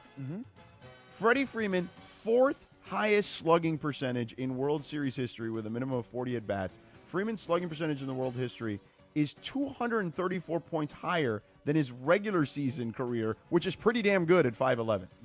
The only guys with higher slugging percentages in the World Series, David Ortiz. Big Papi. George Springer. And by the way, I don't think George Springer, he's going to be out tonight, right? I mean, he looked like he got dinged up. What it looks like, yeah. Reggie Jackson. Those are the only 3 guys ahead of him, okay? Wow. Karma. Freddie Freeman is the first player in World Series history to homer in 4 consecutive home games, okay? 3 of those with the Dodgers, 1 with Atlanta. Breaking a tie with George Springer, Lonnie Smith, and Babe Ruth. Okay? Wow. Freddie has 7 home runs in his last 10 World Series games. Tied with Chase Utley for the most home runs in a 10-game span in the World Series in National League history. The only player to do that in the American League were Reggie Jackson, Lou Gehrig, and Babe Ruth. Like, that's the type of company Freddie Freeman is in World Series history. Like, it is next level stuff with him. And you put together Freddie Freeman and everything you just talked about, and you combine Freddie Freeman on a team with Shohei Ohtani. You give. Oh wait, you want an Ohtani nugget? Shohei Ohtani. You want to talk about? I got a lot of nuggets for you. All right. Okay. You want to talk about like clutch? What is the most clutch thing you could do at the plate? Like as far as like the count is concerned. I don't know. 2 strikes, right? Okay. Come up big with 2 strikes, right? Okay, like you would we agree that is one of the toughest things to do in that sport? I will go with it. Okay. Ohtani, give me his name again. Shohei Ohtani. Shohei Ohtani. Right. 4 home runs on 2 strike counts this postseason alone. Unbelievable. Tied for the most by any player in a postseason in over 35 freaking years. I mean, it's amazing that, again, you start looking at Freddie Freeman and you look at clutch home runs and you look at the numbers and you hear Mickey Mantle, Babe Ruth, you go, wow, Freddie Freeman has elevated into incredible company. Then you combine, you've got Ohtani on this team, and again, 10 strikeouts, 3 home runs, and then on base 9 times, 2 home runs in a game. The way these guys, and again, I'll always go back to Andrew Friedman, the way this roster was put together, the Lakers could learn from the Dodgers. Maybe the Lakers will learn from the Dodgers when the new owner takes over. How you build a roster. It's not just based on statistics or fitting in pieces of a financial puzzle. It's actually understanding who are the human beings and how will they all work together when we put them into a laboratory known as a clubhouse. And that's what the Dodgers do better than everybody else in baseball, better than Philadelphia, better than Toronto. And listen, the series isn't over yet, but I think the Dodgers stole their soul last night. But they do it better than anybody else. Now, George, back up to Freddie Freeman for a second. I would tell you this. If you said to me this morning, would you like to have a chance to talk to Freddie Freeman? I'd say, yes, I would. Sure. However, I would ask Freddie Freeman to do me a favor. Freddie, can you hand the phone to Dad? Because I want to talk to Fred Freeman. Fred Freeman, the CPA, who I'm sure you guys all know the story. When Freddie, whose mother, by the way, was born in Toronto and raised in Canada, when Freddie was 10 years old and his mom was 47 years old, Freddie's mother died of cancer. Fred Freeman raised Freddie and his brothers here in Southern California and put all of his time and his energy into Freddie Freeman becoming a baseball player. It wasn't to be a Major League Baseball player. It was to be a collegiate baseball player, go to college, get a degree. You'll come work with me. We'll both be CPAs together. Yeah, right. It didn't By the work way, out that way. a hell of a profession, a CPA. I mean, you would know, because Rachel. Rachel is a great CPA, and it's a terrific profession. But Fred Freeman, the dad, any dad out there, and George, I know Mateo's just kind of coming up, and he's young, and he's in Little League and stuff. I've lived all of this. I've lived the Little League. I've lived the high school sports. I've lived the college sports. The pride that I feel when I watch Fred Freeman looking at little Freddie hitting these game-winning walk-off home runs in Dodger Stadium. Yeah, of course. In Dodger Stadium. Listen, it may have been great playing for Atlanta. You're home now. You're doing this at home in one of the most legendary ballparks in all of pro sports. He drives, I mean, well, I was going to say 45 minutes, but that's with no traffic. I mean, we're being honest here. It's probably more like an hour and change. But nonetheless, yeah. So I got to say, man, the story of Freddie Freeman and how his dad is always around and people want to interview the dad and he's there on the field after the game taking pictures. The pride, I swear to God, I get goosebumps. This is what I was saying to you guys from the beginning of today's show. Last night's performance will bring tears to your eyes if you are just a sports fan, not a Dodger fan and not a Dodger hater, just a sports fan. The performances will bring tears to your eyes. What they did last night. Am I exaggerating? Is this? I don't too think much? you are, Cap. No, again, not at all. Like, I normally feel like you are a bit contrived with this stuff, but you could not be more spot on today. I agree with you, Cap. My dad and my uncles were both like, this is amazing, insane. And like Ohtani the other day, unbelievable, he's the GOAT. I've never heard them use that word before. Like if put it this way, if somebody asked me, they say, hey, what's your greatest sports highlight of your child's life or career? I'd be like, the day my son kicked a game-winning field goal in college, and 5 minutes after the game, the dude calls me because I was at home watching it, and he's hysterical crying. We did it, Dad. We did it. I can only imagine asking Freddie Freeman's dad, Fred Freeman, what is your career highlight of your kid? Is it the walk-off grand slam? Is it last night, the walk-off home run in 18 innings? Fred probably has an even better answer. I was in high school when he did this. I mean, this is what it is, man. Your kids, whether they're in Little League or they're in the major leagues, just watching your kids, I was so inspired by Fred Freeman. Fred, I love you, man. I love you, Dad. We need to get Fred Freeman on this show immediately. Get Fred on. Immediately. Make it happen, Linz. He's probably got a lot of requests today, huh? Well, I mean, listen, tax season is just passed. I'm sure the last couple of weeks were very busy. You're right. He's had Freeman. like the little layoff there. Yeah. Well, yeah, because of the end of the fiscal, you know what I mean? Exactly. Yeah. I mean, October 15th came and went. Now we're into World Series time. Yeah, but he's got a little time before April. You know what I mean? Fred Freeman. I know, and here's how I know, because everybody's listening. Fred Freeman, A, I love you. B, I want to talk to you.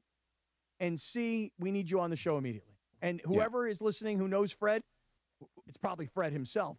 Get him on. By the way, with the government shutdown, too, taxes and stuff, a little behind this year. So he's got plenty of time. Perhaps. Yeah. So, Cappy. So real quick, go ahead. Oh, no, Sorry. go ahead. I was just going to say, Scott's been on hold from Redondo. Apparently, Scott from Redondo called in after we were done with the morning roll call. Mm-hmm. And Lindsay said, we're going to do the failed segment again? No, let's do one here. Just missed the. Yeah. So let's go to Scott real quick here. Let's clean this up and see what Scott's got. Good morning, Scott. Hey, guys, we had so many great performances last night. I want to know who was the MVP last night. You could pick Freddie Freeman doing that in back-to-back Game 3 World Series. You could pick Will Klein out of nowhere, very bottom of the bullpen, goes 4 innings. He doesn't make it out of the 17th. We don't even get to Freddie. You could go Shohei Ohtani. I'm listing him third, and he had a historic night where he went for 4 extra base hits. Hasn't been done in 116 years. What he did with 10 consecutive plate appearances, at bat every time, 9 on base, never been done before.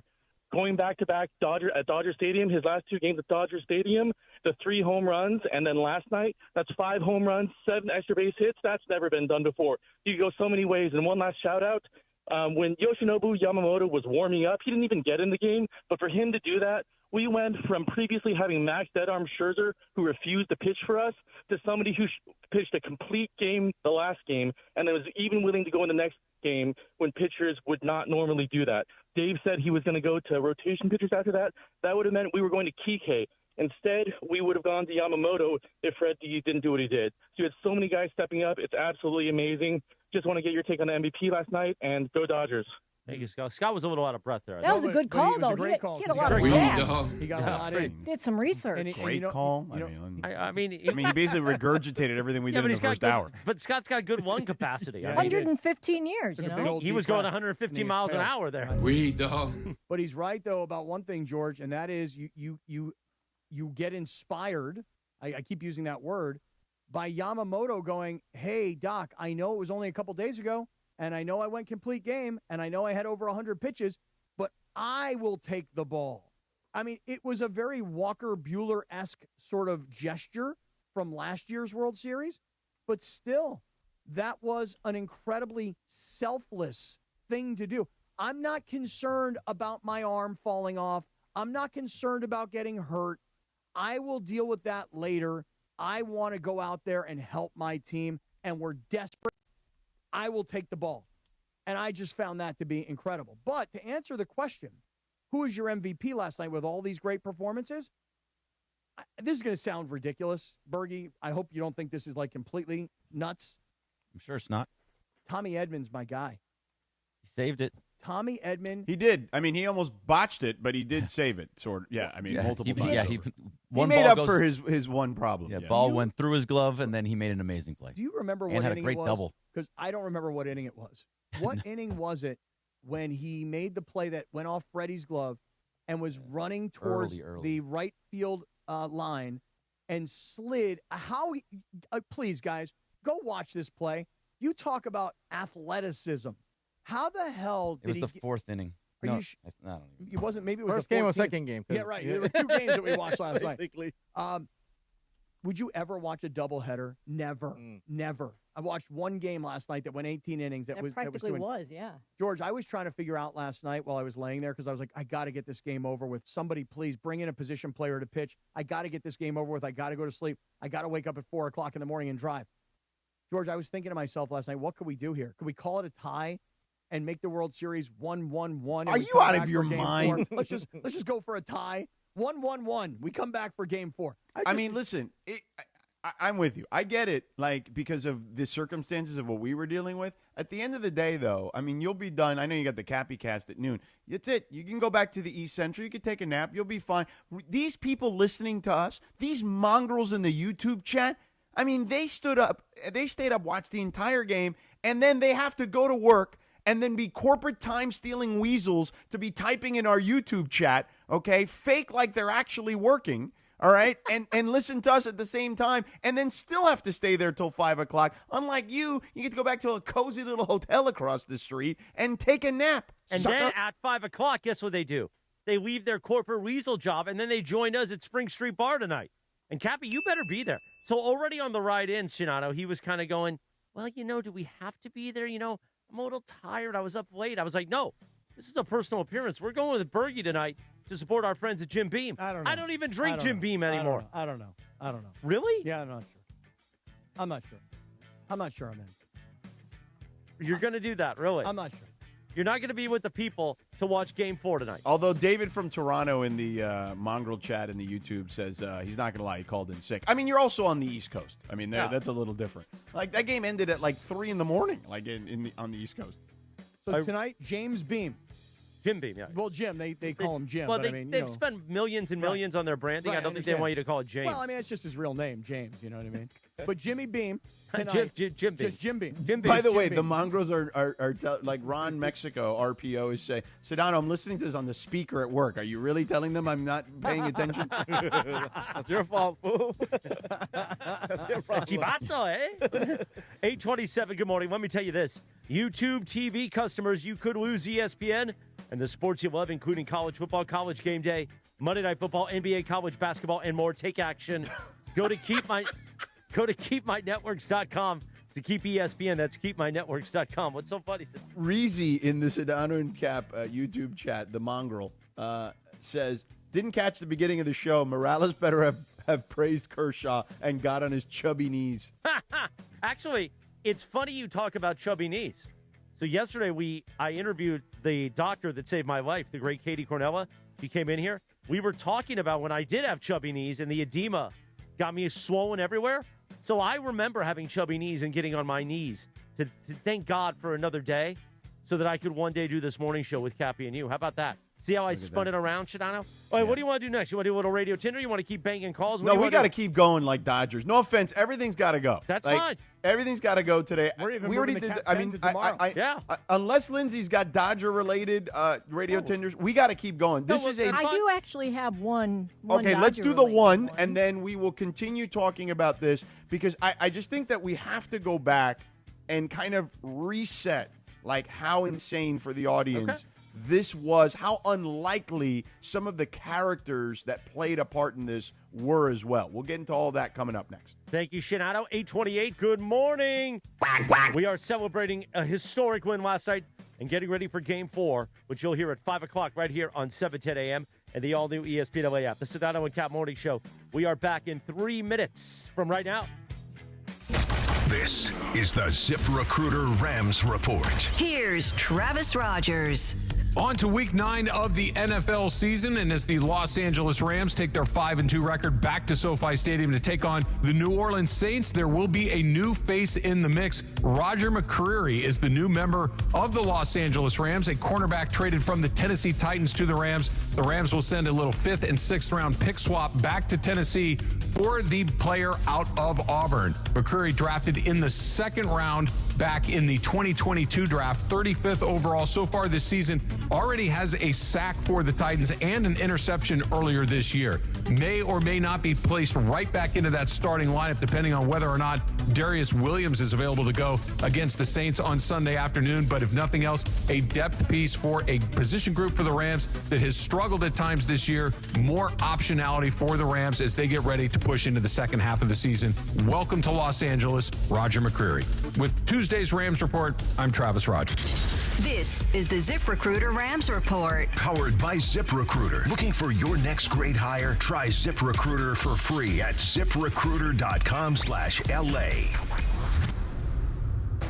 When it comes to hiring, other job sites are still huddling while ZipRecruiter's already in the end zone. That's why over 4 million businesses have used ZipRecruiter to hire, and why 4 out of 5 employers who post on ZipRecruiter get a quality candidate within 1 day. Get in the end zone with ZipRecruiter, the smartest way to hire. Try it for free at ZipRecruiter.com/LA. That's ZipRecruiter.com/LA. The roster. This show is sponsored by BetterHelp. BetterHelp therapists have helped over 5 million people worldwide on their mental health journeys. Moments in therapy like the right question, a safe space to cry, or a small win can change lives. This World Mental Health Day, we're celebrating the therapists who've helped millions of people take a big step forward. If you're ready to find the right therapist, our listeners get 10% off their first month. Call pound 250 and say the keyword timeout. That's keyword timeout after you call pound 250. Harry Douglas here. Fellas, it's time to step up your grooming game. Manscaped just leveled up with the Lawnmower 5 and the Chairman Plus, 2 powerhouses built for unmatched precision, comfort, and control. Whether you're cleaning up before a night out, preparing for a big meeting, or getting ready for a game day, Manscaped has the tools to help you look and feel your absolute best. These aren't just old school clippers. They're engineered for modern men who take pride in their daily routine. So upgrade your grooming gear and experience the difference. And now you can find Manscaped products at your local Walmart. Hey, fans! Welcome back to Fansville's Cheers and Tears. Oh. Okay, so like everybody deals with losing, right? To a rival on a last-second field goal. Whatever, it's fine. I'm totally fine. But I cope with losing with an ice-cold Dr. Pepper. Those 23 flavors are like so delicious. They totally wash away the pain of your college football team taking a big fat L. College football, it's a pepper thing. The biggest moments in sports live on ESPN LA. Powered by Hard Rock Casino Tejon. 1-2. In there, got him. Look strikes out the side. The Race to the Fall Classic. The biggest moments in sports on ESPN LA from ESPN Radio. Powered by Hard Rock Casino Tajon. Located 15 miles south of Bakersfield off of Route 99. Your 24/7 destination for all the action. Hard Rock Casino Tajon, opening November 13th. You're hanging out with the Sedano and Kap Morning Show. Oh, damn. George Sedano. LA, baby. Scott Kaplan. What's up, LA? What's up, LA? Hey. More Sedano and Kap right now. 8:33, good morning, the Sedano and Kap Morning Show on a live Imaging Tuesday. Presented by Providence. We play the Whiskey Lullaby right now from Brad Paisley. Because Brad Paisley turns 52 today. Hey, happy birthday. And we mentioned whiskey. We got this Jim Beam party tonight that you apparently aren't going to show up to. I'll see how my days go. This song is so depressing. It is, I know. But as you saw I think, in here- Cappy, what you need to do is just let people know by COB. Yeah, COB. But our COB is kind of 10 a.m. Oh, this is depressing. Why are we playing this? I don't know, man. Yeah, no, we need something more upbeat. Well, I mean, we're in a bit of a time crunch. So you want a Brad Paisley nugget, by the way, from Bob Culver fan? Yes. Oh, thank you. Oh, yeah, go ahead. Brad Paisley has performed the World Series national anthem at Dodger Stadium 4 times. All 4 games went to extra innings, including both 18-inning games. Oh, that's a good Brad Paisley nugget. Yeah. Look at that, Bergman. Tonight we'll be at Spring Street Bar here in downtown L.A. Bergie's going to be there. I'll be there. And Cappy, you better be there. All right, we'll see. Meanwhile, we get back to the Boys in Blue. Hit the music.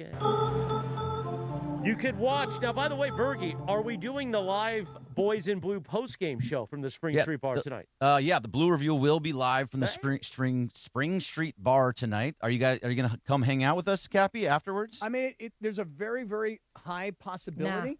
I'm saying no. I know this. I played this game too, Cappy. So last night, give him credit, Mason was there till the end of the game and joined the post game with Parker Bell last night. Nice. Well, Cappy was there, and I was surprised that he actually still came up today because I thought that he was going to be like, you know what, I was up pretty late last night.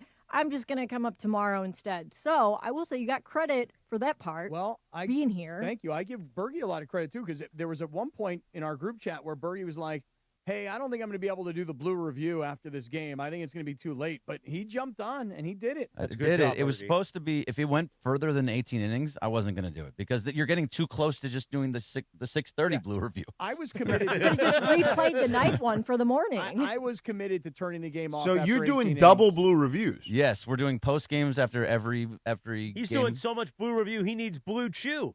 That's right, Yes, and he in does. the morning You as could well. probably Yeah. use that. Honestly, No, why no, isn't right. the Blue Review sponsored by Blue Chew at this point? Well, we've got LAX, your friends at LAX. Yep. I understand, but we can have more than one. It's only a 25-minute show. I mean, how many spots can we fit in? It depends. Yeah, we can How fit many I mean, what are you currently- talking about? How many two. spots do we fit in here in 25 minutes? That's a good point. No problem at all.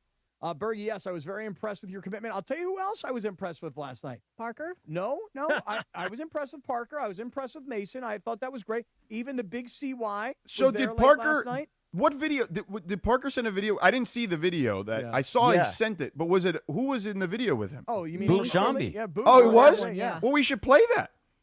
Stand by 1 second. Okay. Stand by. Let me make sure. Okay. Well, while you do that, I'm going to give one more piece of credit here. You know who was up till the very end, and he was committed. It didn't matter when it was going to end. Jorge Briones. Oh, yeah. Oh, yeah. Was up late last night. He was not – because every time I was like, guys, I'm telling you, after the 18th, that's it. I'm turning the light off. I'm going to sleep. I'll figure it out in the morning. Briones like, nope, I'm here for the long haul. I was even here for the Blue Review afterwards, you know? Like, Yeah, I was he there. watched. I watched it. Brandon watched. Me and Brandon watched together, you know? I got an hour this morning. Yeah, I got an hour this morning of all the post-game reaction. I watched the Fox How many post-game ways show. are you going to tell us you did your job? All morning, this is what you told me on the way in. Well, Cappy, you know what it is? You give him grief about not necessarily always Especially doing for his a job. guy who went to sleep at 8 o'clock last night. I was worried that you were going to try and hijack the show with bits today. I when we had wasn't. one of the most legendary games of all What time. did I that tell you in didn't the car? see 1 second of. That's not true. Not 1 minute. You I didn't wo- do your job. You I didn't woke do up your at job. 2:30 in the Bad guy. morning, and guess what I Bad. did? You didn't wake up at 2:30 in the Yeah, I morning. did. No, You want to see my alarm? Yes, I do. All right. Yes, I do. You're a bad guy. Here we go. How many times are you going to tell us that you actually Here woke up we and go. watched the game? Stand by. How much of the game did you watch? See that? Okay. 2:28 Yep. a.m. In the 2:28? meantime, Yeah. in Why the not 2:30? meantime, Do you want to Lindsay, see this video with the? Meanwhile, Let's play the video. Let's get to the video, and then Lindsay will have her one Dodger radio Tinder question. Stand by. All right, guys, I'm here with, of course, our favorite guest, Boog Shambi. Boog, a message to Sedano and Kap. hell are you guys doing right now? Do they still make Tums? That's what everybody wants to know. Are they still making Tums? Are you like Rolaids? Oh, my hair, by the way. Lord. All right, hang on. I'll be back. I gotta fix my hair. All right, all the best. Thank you. That was great. It was funny. And those of you guys don't get the Tums thing. This is when he came on the last time. Yeah, last week, and we were talking about We were talking about the Rolaids Relief Award. Yeah. He said that the bullpen causes you to take Tums, or I think you said that. I don't know. Somebody said something about the Dodgers bullpen taking Tums, and I brought up the Rolaids Relief Award, and then we got into antacid talk. Right. We talked because he said, do they still make Tums? And they do make Tums. They're just a very chalky product. Right. Yes, it was you. You said the bullpen causes you to take Tums. He asked, do they still make Tums? I then said, well, you know, I mean, the relief award was the Rolaids Relief Award. They need to bring that back. And then, yeah, I'm surprised we didn't get into omeprazole or something, or Privacid or one I of think those you did, actually. I think you mentioned omeprazole. Radio Tinder time, we like to play a TV theme. On this day in 1963, the 100th episode of the Andy Griffith Show. As the announcer saying, hey. Andy Griffith. It aired today, the 100th episode. Oh, really? I didn't like Andy Griffith. No? It made me nervous. Isn't that the one with Opie Cunningham? Yeah. That's right. Yeah. You didn't think Aunt B was hot? No, she was mean. Really? You didn't grow up? She I like didn't the make whistling. you a man? She didn't, The whistling is good. You didn't turn into a man with Aunt B? No, I did not. You didn't? Whoa. The black and white Aunt B? Hey, Aunt B. Didn't do it for you? Put on that apron, baby. Right. Don Knotts didn't do it for you as the deputy sheriff? I did not have that on the bingo card today. Talking about becoming a man watching Aunt B. Oh, man. Radio Tinder time. You can follow her at Lindsay Baseball on Twitter or Instagram. Don't forget about our sponsor. I hold up the hardwood right now. Our friends at Hernandez Wholesale Flooring, the crazy Hernandez brothers.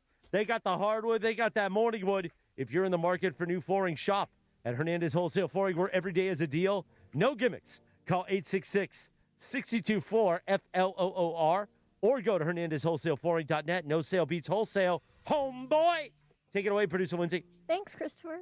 All right, so you guys, and I feel like a lot of the sports media analysts have been talking a lot about unicorns, especially this past week. We talked about Shohei being a unicorn and now Wemby being a unicorn. So I just want to ask you straight up, who's more of a unicorn, Shohei or Wemby? I feel like it's a tough call. Well, I would say Shohei simply because he's doing, he's pitching and hitting, right? Like that to me is the difference. But Wemby is the real NBA unicorn. It's not Kristaps Porzingis, that's for sure. Didn't the unicorn die in Harry Potter, the first one? Didn't I just recently? I don't know. I've never watched it. Yeah, I don't remember. It's probably been like 15 years since I watched Harry Potter. Yeah, Voldemort ate a unicorn. What? Unicorn blood keeps him alive. Yes, right. Keeps you alive forever is what happens. So you mentioned unicorns. My Harry Potter nerdness. Yeah, and you mentioned unicorns, and I just think to myself, I just saw this Harry Potter movie. It's apparently brand new. And and there's a unicorn. I agree with Sedano, though. I think Shohei is more of a unicorn than Wemby for this reason. Wemby has a physical advantage over everybody with his height, and then give him credit, the athleticism to go with it. Shohei Ohtani is big. I mean, he's like 6'5", and he's like 230. I mean, he looks big and strong, but there are other guys, and he's fast. But there are other guys in baseball that are big and strong and fast. But there is nobody, not one other human being on planet Earth who can do what Shohei Ohtani does, which is hit 3 home runs in a game and strike 10 guys out, and then can hit 2 home runs, be on base 9 times, and then come back today and actually pitch. There is nobody else on planet Earth who does that. Wemby's great, and Wemby stands above, like literally and figuratively. But he's literally he's unicorn 2 in the unicorn rankings. He's unicorn 2. Sedano, what would you compare pitching to basketball, doing 2 things in basketball? I mean, look, the problem is in basketball you play both ways, right? You know what I'm saying? Is there something that he's going to be a unicorn in basketball? It's just not apples to apples. But like, if he wins the MVP and Defensive Player of the Year and becomes only the 4th player to do that in the history of the sport, then he's already in unicorn category. But he would be in that category for sure if he does that. We should come up with a different name than unicorn for. Well, actually, so yesterday on NBA Today, not to go too far off the deep end because I do want to get back to the Dodgers, but David Dennis Jr. was on with us on NBA Today yesterday with me and Ramona, Mark Spears, and Dave McMiniman. And he actually said there should be he named a stat called the Wemby, which is he gets a block on one end and then scores on the next possession on the other end. That stat should legit be called a Wemby, and anybody who does that, we call it a Wemby. And I'm like, you know what? It's a really good idea because there's not very many people that actually do that. Victor for three. Wee-wee. Yeah. So anyway, but that's Radio Tinder, brought to you by our friends at the Crazy Hernandez Brothers, Hernandez Wholesale Flooring. Call them at 866-62-FLOOR if you need that hardwood. All right? Laminate, tile, vinyl, carpet, the turf for the outdoor, you name it, they got it. Visit them on the web, HernandezWholesaleFlooring.net. That's HernandezWholesaleFlooring.net. Call those Crazy Hernandez Brothers, no matter what your issue is, okay? They got you covered when it comes to flooring. 866-62-FLOOR. Thank you. Now let's talk about our friends at Prize Picks, Cappy. Oh, listen, you need action in the state of California? Prize Picks is the place to be. And, man, they gave you 18 innings worth yesterday with the Dodgers-Blue Jays game in the World Series. But download the Prize Picks app. Use the promo code CAPPY, K-A-P-P-Y. Your first $5 lineup gets you a $50 lineup bonus. And it's very simple to play Prize Picks. It's more or less. There's a stat projection on every player imaginable and every sport imaginable. Very simple. You go more or less. You bundle a couple together. You can win cold, hard cash. Let me ask you guys a question. I'm looking at Prize Picks today. Today is Tuesday, so that'll mean a Taco Tuesday, which means you're going to have even more choices and ways to win. But let me ask you guys this. Ohtani's coming off of a 10-strikeout performance. George, tonight, would you play Ohtani, given what he did last night, 9 times on base, 2 home runs? Would you play him more or less on 6.5 strikeouts?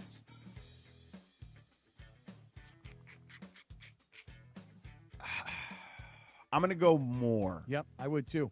And then on the other side, you got Shane Bieber. And Shane Bieber's number is 4.5 strikeouts. And let me tell you something. If Shane Bieber doesn't pitch at least 5 innings, really should be more like 6. Again, the way they had to use their bullpen last night as well. I think Toronto's in big trouble. So Shane Bieber, 4.5 strikeouts, more or less. I'm going to go more. Yeah, me too. Me too. I figure everybody's going to be completely wiped out, exhausted. And then, of course, I'll play Ohtani to hit a home run. So I play Ohtani to hit a home run in every game. Night. You should, right? Yeah. So do this. Download the Prize Picks app because now's the greatest time. Baseball, football, basketball, hockey, soccer, you name it. It's on like the break of dawn. It's on like Donkey Kong. And it's all happening at Prize Picks. Download the Prize Picks app. Use the code CAPPY, K-A-P-P-Y. Make your first $5 lineup. Get $50 in free lineups. Download the app, Prize Picks. Use the code CAPPY, K-A-P-P-Y, and make that first $5 lineup, George. Prize Picks. It's good to be right. All right. 8:45. Good morning.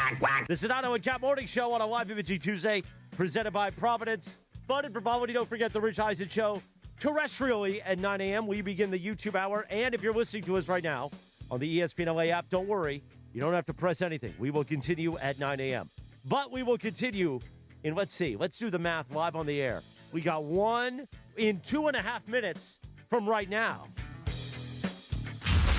The Sedano and Kap Morning Show. We'd like to thank our founding partner, Providence. Providence, caring with compassion in Southern California. This is the Sedano and Kap Morning Show. What does Dodger baseball and Jim Beam have in common? Both are better when enjoyed with others. So grab a bottle and get together with friends. Jim Beam, people are good for you. Official bourbon of the Los Angeles Dodgers. Kentucky Straight Bourbon Whiskey, 40% alcohol by volume. Copyright 2025 James B. Beam Distilling Company, Claremont, Kentucky. Drink smart.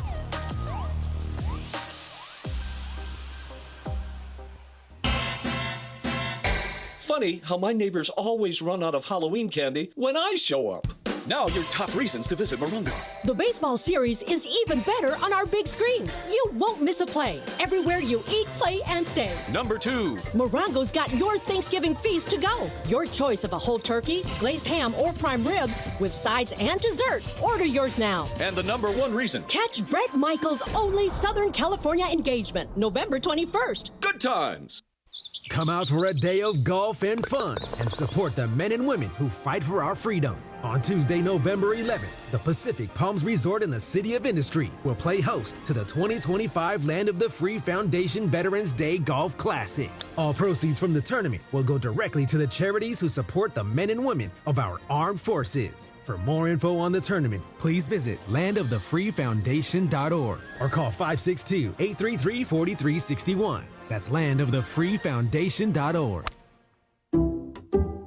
Some people just know you can save money on car insurance by checking Allstate first. Like to check if they're going for it on 4th down before going to the concession stand. Yeah, give me 3 hot dogs, 2 jumbo Touchdown, baby! What? Hey, buddy, you want cheese with those? Yeah, checking first is smart. No. So check Allstate first and see what you could save. You're in good hands with Allstate. Potential savings vary, including based on how you buy, subject to terms, conditions, and availability. Allstate North American Insurance Company and affiliates, Northbrook, Illinois. Harry Douglas here. Look, being a man doesn't mean skipping self-care. Manscaped makes it easy to feel confident, clean, and ready for anything. Whether you're at work, hitting the gym, traveling for business, or heading for a night out. The Lawnmower Trimmer gives you precision, the Beard Hedger keeps your look tight, and their grooming essentials smell incredible. Manscaped's tools are built to perform, helping you stay sharp, smooth, and feeling your best every single day. Because real confidence starts with a clean cut and the right gear. Get all the Manscaped products you need right now at your local Target. Mornings on ESPN LA will never be the same. That is a steamroll demolition motorboat. Sedano and Kap have taken over Morning Drive. You're a grown-ass man. Do whatever you want. Back to the guys. Man, I feel just like a rock star. Sedano and Kap, 8:49. Good morning. Why are you getting me angry during the break? We have a sign that says I haven't blown up in 2 days. No, I literally just changed it to 3. Because it's been 3. It's going to happen. Between now and the end of the YouTube hour, between now and 10 a.m., it's going to happen. On this day in 2017, the number 1 hit, Post Malone, featuring 21 Savage, Rockstar. You should be a music DJ. Hey, everybody. Yeah. Today is also Wild Foods Day. I don't know how it's wild and it's delicious. Thank you to our friends at Lazy Dog LA Live. Brandon Rolofson, the general manager, bringing in great cuisine for us. Of course, Lazy Dog is our cuisine home away from home here in downtown LA. And now I've branched out to try some of the other Lazy Dogs across Southern California. It's beautiful. They took care of me when I needed food without sodium.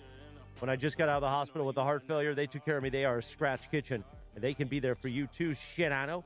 Anybody want to try this Chilean sea bass? It's sitting here waiting for you.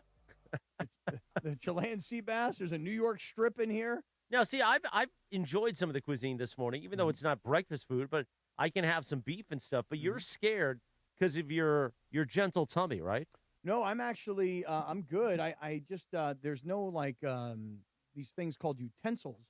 Otherwise, I'd have bitten right into this steak. Well, Ron Mitchell didn't bring utensils in That's with all him? right. Ron Mitchell has got a lot of food out here in the kitchen at 710. I asked Jonathan if there's anything that's a little bit more edible for you to eat while you're in studio there. Finger food. Yeah, finger food. Yeah. I can pick up half a burger and throw it down. I'll give you something to put your finger on. I'll throw a burger, We're back at Legends Attic in Claremont on Thursday, October 30th from 3 to 6 p.m. with the DeMarco and Travis Afternoon Show welcoming Dodgers greats Sean Green, our Hebraic brother, my man. and Eric Gagne. Come celebrate the Fall Classic with us at Legends Attic. Enjoy giveaways, special guests, and amazing art by Dave Helbrecht at the ultimate sports fans destination, Legends Attic.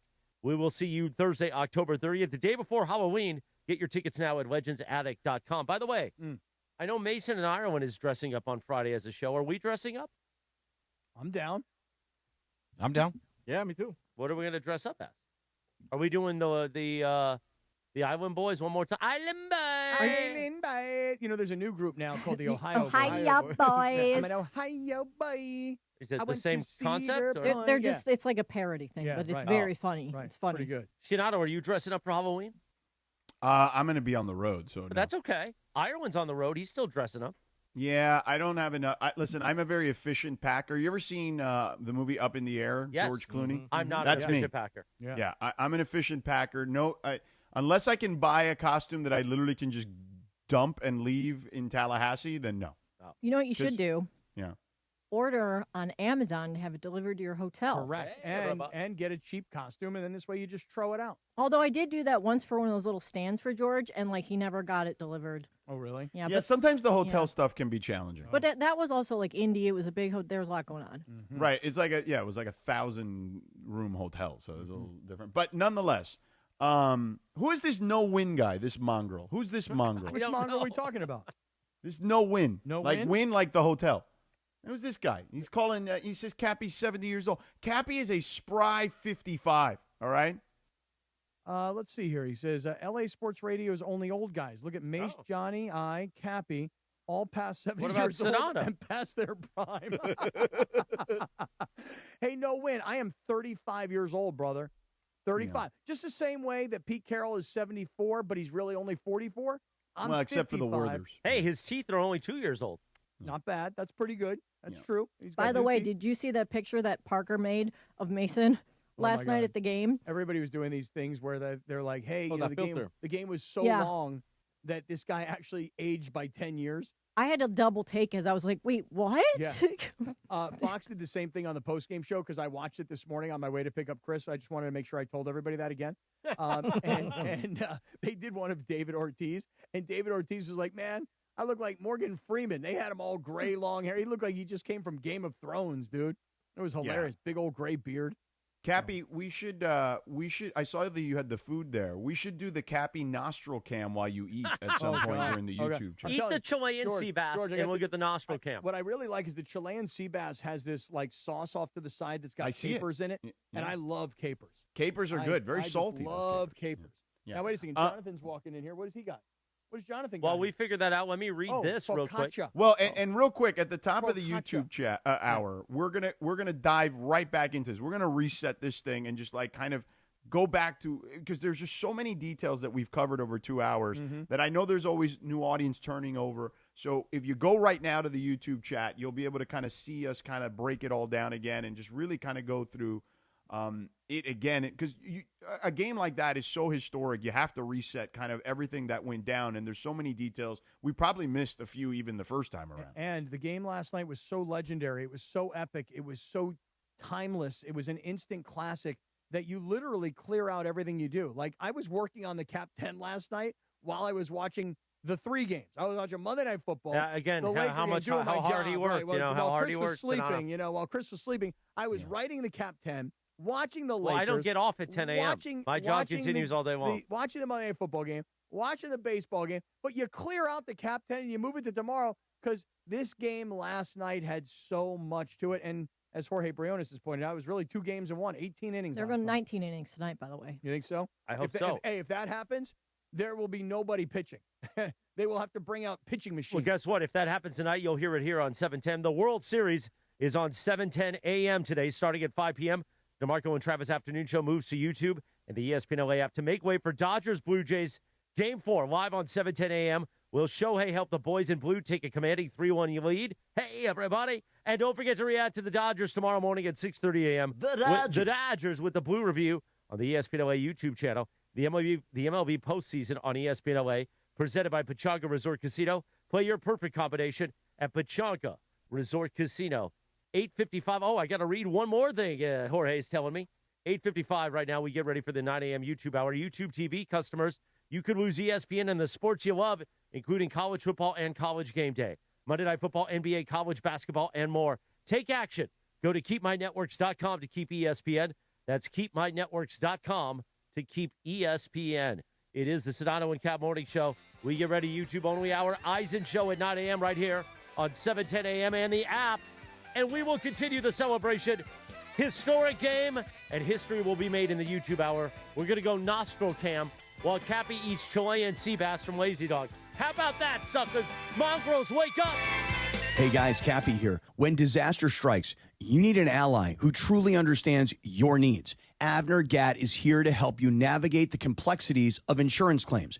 Are you feeling abandoned because your home is unlivable and your insurance company isn't cooperating? Or perhaps you're being pressured to use a contractor with poor reviews. You've been loyal to your insurance company for over 20 years, yet now they treat you like an outsider.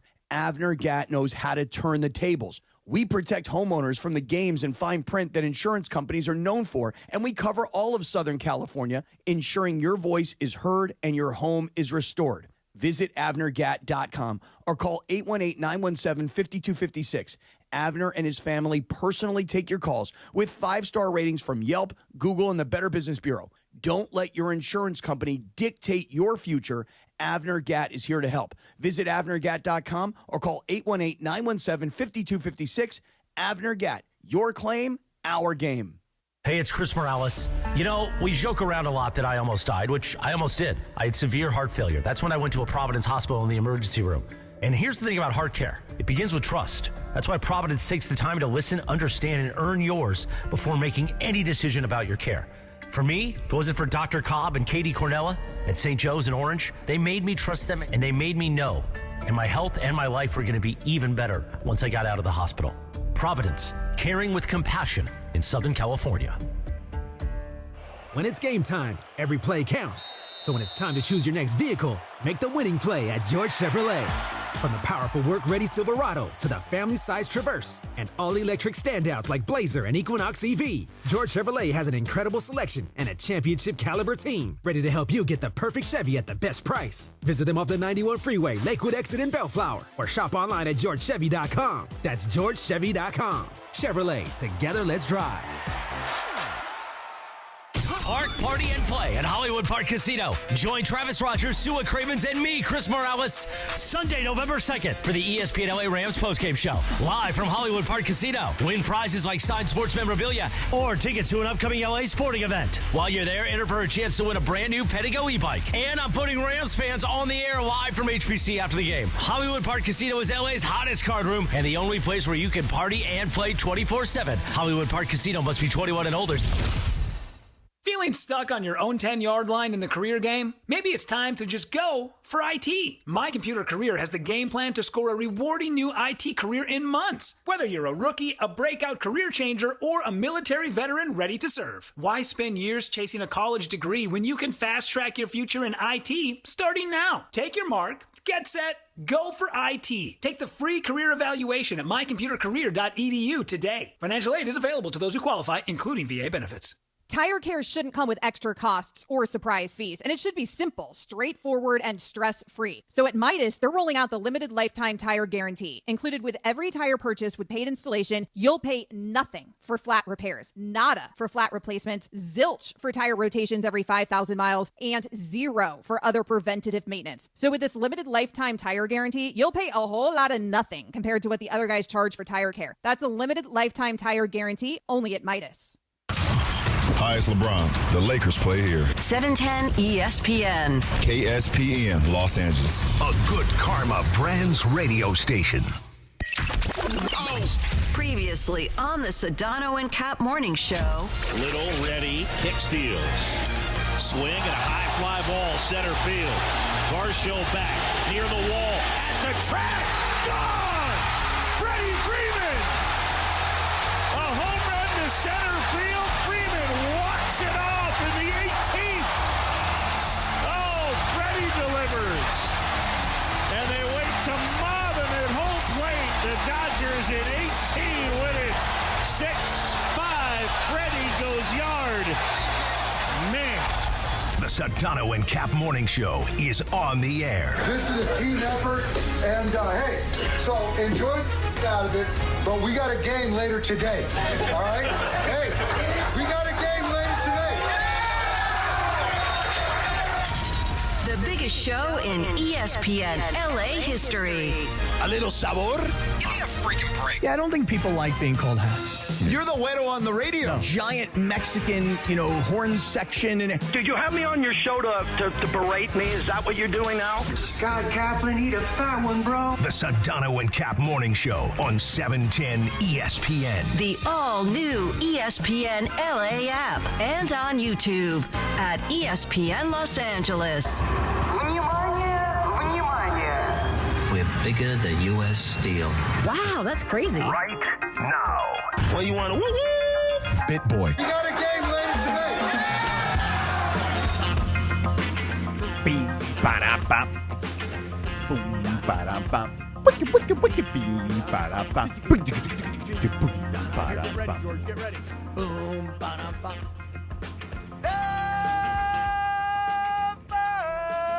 9:02 straight up. The Sedano and Kap Morning Show on a live imaging Tuesday presented by Providence. We celebrate today and get ready for the game that ended today, earlier today, and a game tonight. 5 p.m. You'll hear it here on ESPN LA and 7:10 a.m. By the way, the mongrels are calling you Rugburn Morales Oh, now. I like that. I don't even know what that means, but I like it. Well, because of the chubby knees comment earlier. Oh, okay. Rugburn Morales. All right. Rug burns on your knees. I love that Sedano is so deep in the mongrel chat. I love it. Yeah, it's By the good. way, you'll appreciate this because you guys are entourage guys. I had an Ari Gold moment just now. Walking down the hallways screaming for our MC, Ron Mitchell. Very similar to when Ari Gold was screaming in the office, shooting people with the spray paintball gun? Yeah. Did you throw your phone? I was screaming for Ron Mitchell, and I said, how is it that a morning star like Scott Kaplan doesn't have cutlery to eat the Chilean sea bass from Lazy Dog? How is it, Ron? And he thought I was, like, doing a bit, and then I got right in his face. I said, listen, Ron, you're a scumbag. Why? Wow. Because he didn't have cutlery for Scott Kaplan. So with that, you can update the board. I had a meltdown. I was just going to say, how many days did we go? We went in 3 days. I mean, and Ron is such a nice guy. No, he's not. He's He's here a bad early. guy He's for the, not making sure you have cutlery. You're a morning superstar. He's the first guy here. He's wearing his Brooklyn Dodgers jersey. But guess what? If he's going to have a Chilean sea bass, what are you supposed to do? Shove that sea bass in your face with your mouth? In your hand? He's used to you guys doing that. You know, Well, that is true. You usually just share this Yes. something in you your just mouth. kind of put it in your mouth and chew it together. He did bring this like really good like focaccia bread. I don't know, is that how you say it? Focaccia. I don't think it's focaccia. There's no R in it. Procaccia? I don't know what the hell it is, man. I think you're going to have a Procaccio later tonight. When you eat it, though, we need to go with the nostril cam, though. Yeah, let's go nostril cam, guys. So good, man. For those that aren't familiar with nostril cam, if we can get a nostril cam look real quick. There we go.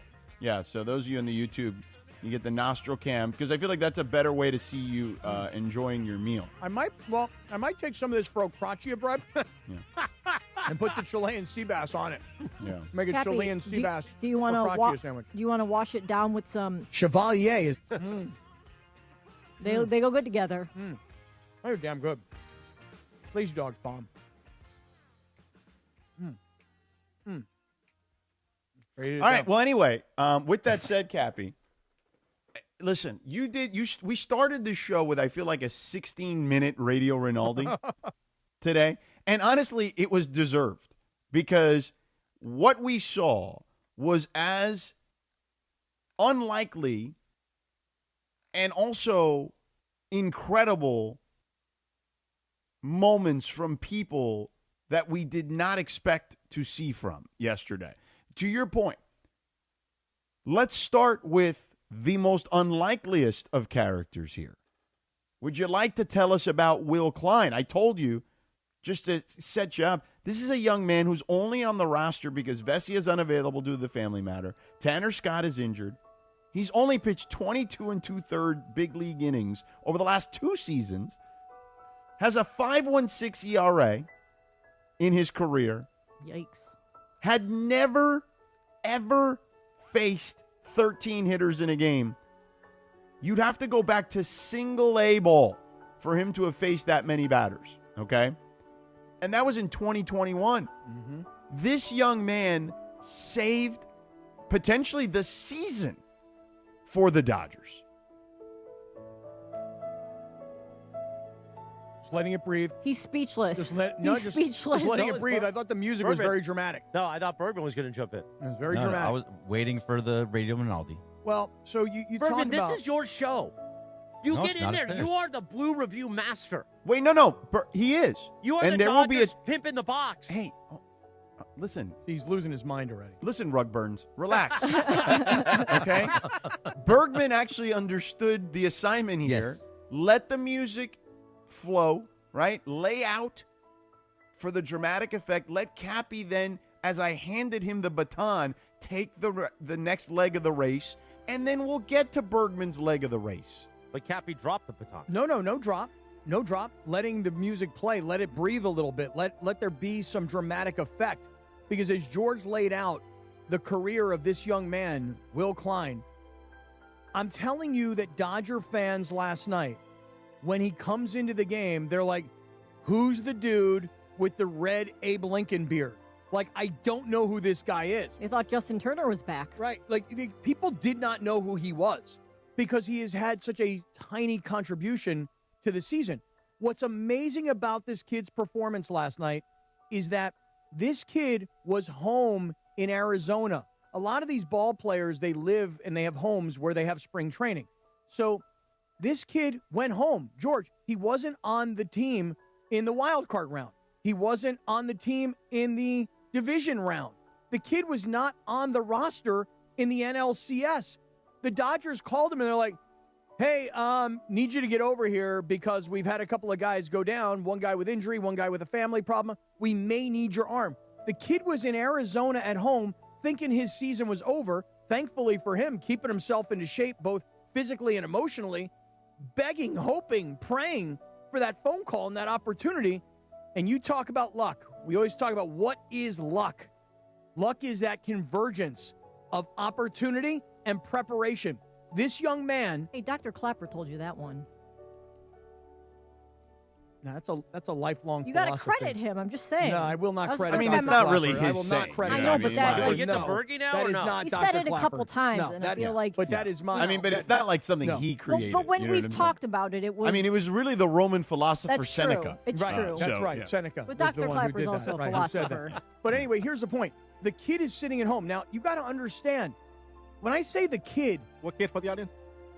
Yes. Calvin Klein? See. Dude, he's a 25-year-old kid. He was a kid whose mom and dad raised him in Bloomington, Indiana. Mom and dad were both science teachers. Dad teaches at the local middle school. Mom teaches at the local elementary school. The kid is not recruited at a high school. He gets one offer to play college baseball at Eastern Illinois. He's a good player his freshman and sophomore year. His season gets destroyed in 2020 due to COVID. The season gets canceled. The kid winds up getting drafted, and then he finds himself playing for Kansas City, then Oakland, then he gets to the Dodgers, but he doesn't have any expectation that he's going to even be on the roster for the World Series, let alone have to come in and really, honestly, contribute to saving their asses. This kid, as a young man, growing up in Bloomington, Indiana, ironically, played for a travel ball club called the Indiana Blue Jays. This is an incredible story. It was one of many that happened last night. But this kid went from complete unknown to legend in one night because that guy was willing to sacrifice and do everything he could do for his teammates. And I freaking love that stuff. This is a team that everyone touts like, oh, highest payroll, all this money, all these stars, they're ruining the sport. Yet somehow that team that everybody laments found an underdog to root for in Will Klein. Will Klein, Cappy, as I mentioned, had never pitched that many pitches in a game since high ball single A. All right?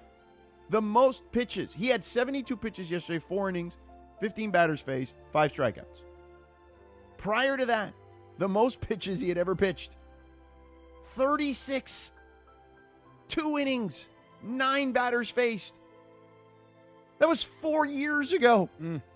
I mean, think about what this young man has done. Like that guy, if you want to talk about a guy who is the underdog story, it's Will Klein. And that is the essence of Radio Rinaldi, Cappy. Hey, by the way, how about this? Somebody in the YouTube chat says, are they repeating the opening segment like Colin Cowherd? We are not. We're doing it fresh. Yeah, we're here. See, the difference is Colin Cowherd just literally re-racks it and runs it. That's why I'm saying that. Yeah, This we is were actually fresh. doing this live, and the reason you could tell we're doing it live is because we've had Rug Burns' interruption. We've had Lindsay quote Dr. Clapper, which didn't happen the first time around. Right. By the way, Quentin Yates now joins us. Quentin, I am now being called in the YouTube chat Rug Burns Morales. Because they say you need to get on your knees. I think they all say right? I already to get on beg my for knees. forgiveness to Clayton Kershaw. Hey, one more thing about Will Klein. When Will Klein got the call to the big leagues, Will Klein was calling his dad Bill Klein, and he wanted to tell his dad, hey, Dad, I'm going to the big leagues, man. I'm going to the show. Dad had his phone on Do Not Disturb and was asleep and did not get the message until the next day. Oh, Wow. no. Oh, by the way, Here's one other thing. Did he make it? Did who make what? His dad. Did he make it there? Oh, good question. That I don't know. I'll find out. Here's one other thing about money, George. When you talk about how much money the Dodgers spend and why fan bases complain all over the country, this kid's salary this year, $760,000 with a $200,000 signing bonus when he was first coming up. I mean, you're not talking about a multi-gazillion-dollar star that they went out into free agency and got. This is one of those kids that they find along the way.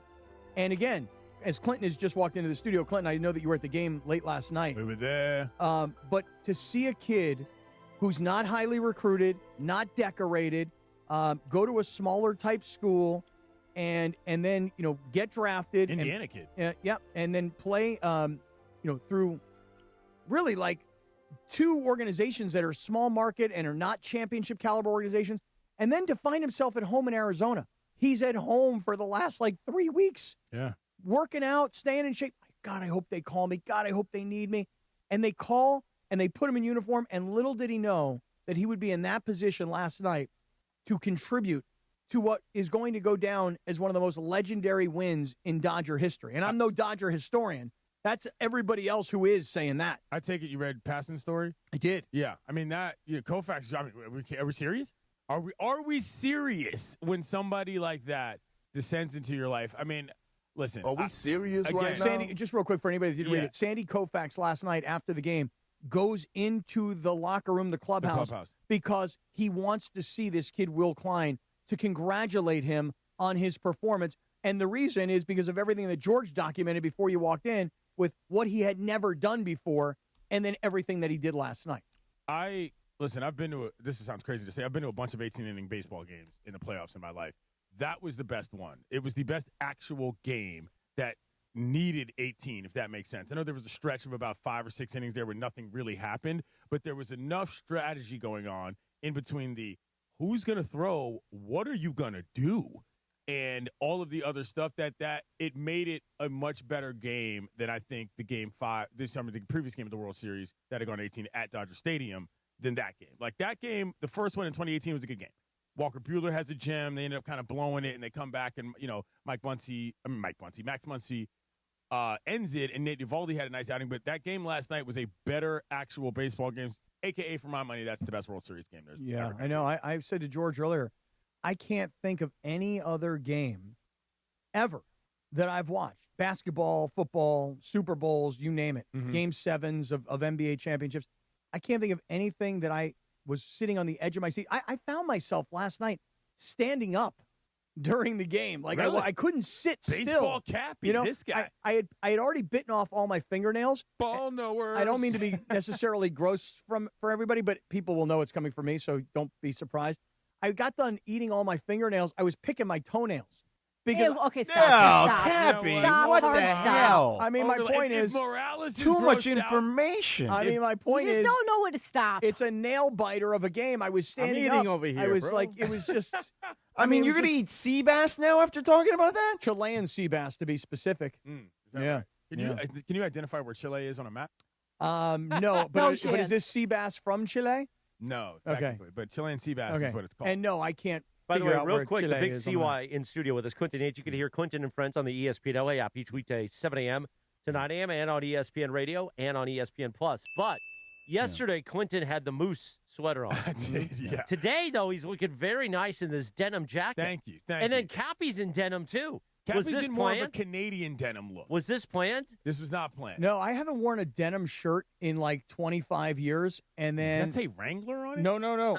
It says poncho on it. Oh, even so better. this is a poncho outdoors piece. Yeah. This is a brand new And piece. It's got snap buttons. Yeah, I love it. You're Oh my living God, the snap button I life? love it. Oh yeah, brand new. And haven't worn a denim shirt in years. Do you put things in the pocket just so you can snap Oh yeah, it open watch. in front of people? Well, that or I just put my glasses, my other glasses, right here. That's a good look. You know, right? That suits you well. And by the way, Cappy, Chile is the on the west side of South it's the America. long, It's a skinny very country. long Yeah. country. Yeah. It's basically like as long as Argentina, perhaps a little longer, but not as much landmass as Argentina. Sudamerica. See, I didn't realize that. Have you guys talked to any of the guys from the station over there yesterday?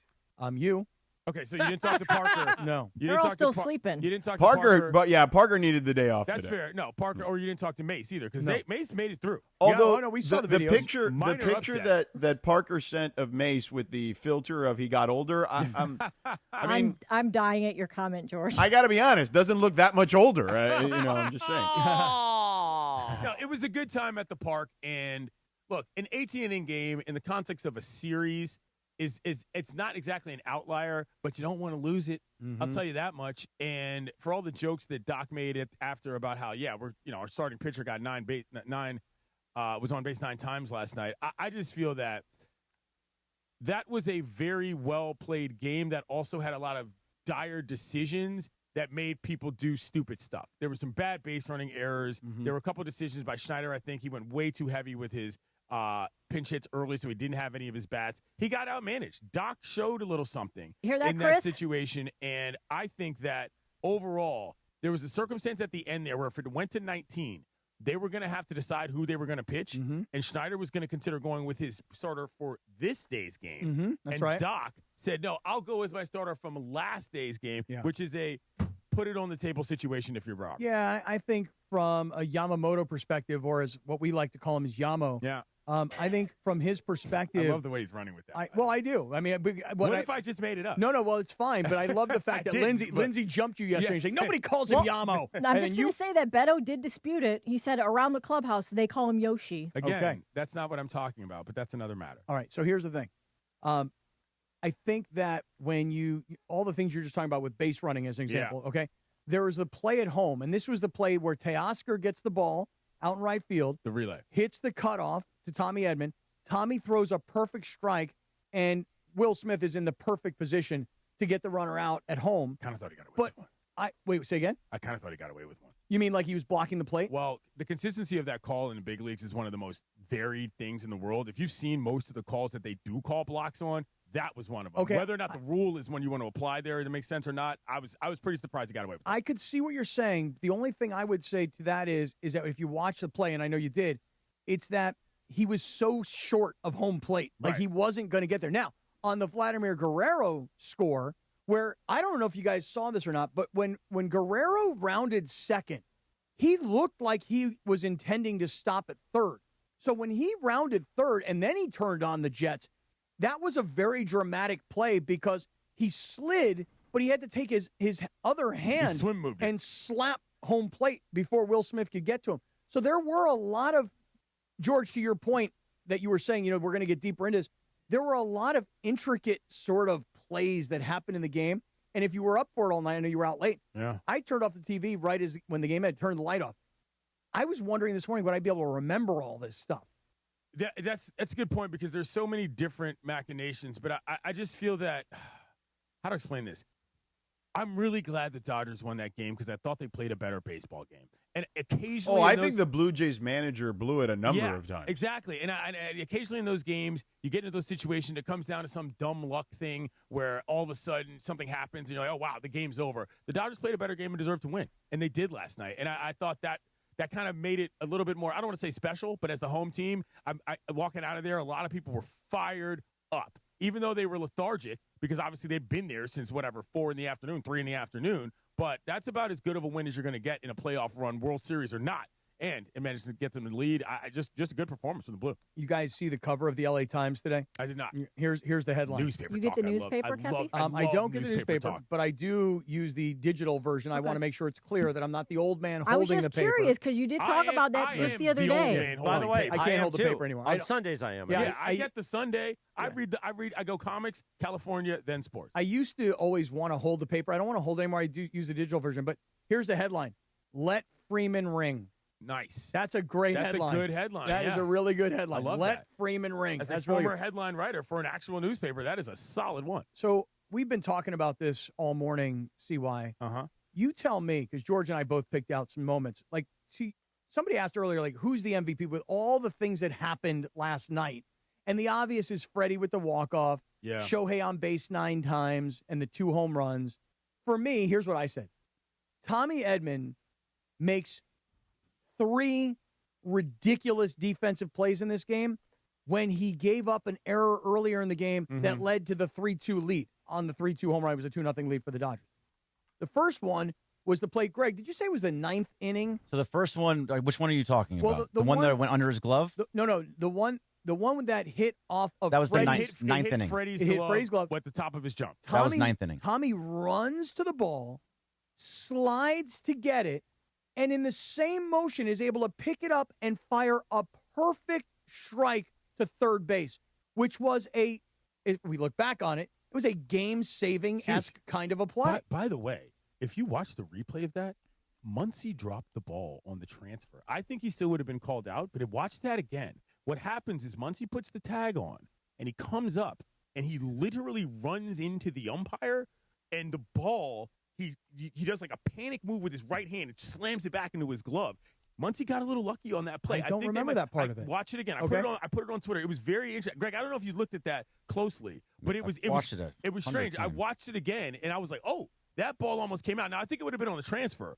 Anyway, that's a separate matter. I'm just reviewing this in my mind. And Edman was the player that they needed. And I don't know that you can necessarily place the value higher in terms of team MVP on any particular night. But to your point, that relay throw and the combination of the relay throw and the pop-up slide play, you're just thinking to yourself, what's so impressive about that is that after an error, he managed to keep it together to be able to do that. Mind you, as well, Mookie had an error because he didn't trust Edman at one point, came all the way across the back, second base, to field a ball he had no business fielding. He ended up making a throwing error, and Edman still had the composure to make a couple big plays. Huge night for him on the dirt. You said couple big plays. You mentioned the one where he gets the relay from Teoscar and gets the runner out at home. We mentioned the one where he slides and then throws the ball to Muncy at third. Don't forget. He's glove flipping. Kershaw. The Kershaw part of this story, George. Oh, yeah. I don't think we've done enough this morning because it was a small part of the game. Well, it was part of our Radio Rinaldi. Like, it was the add-on to Will Klein. Yeah.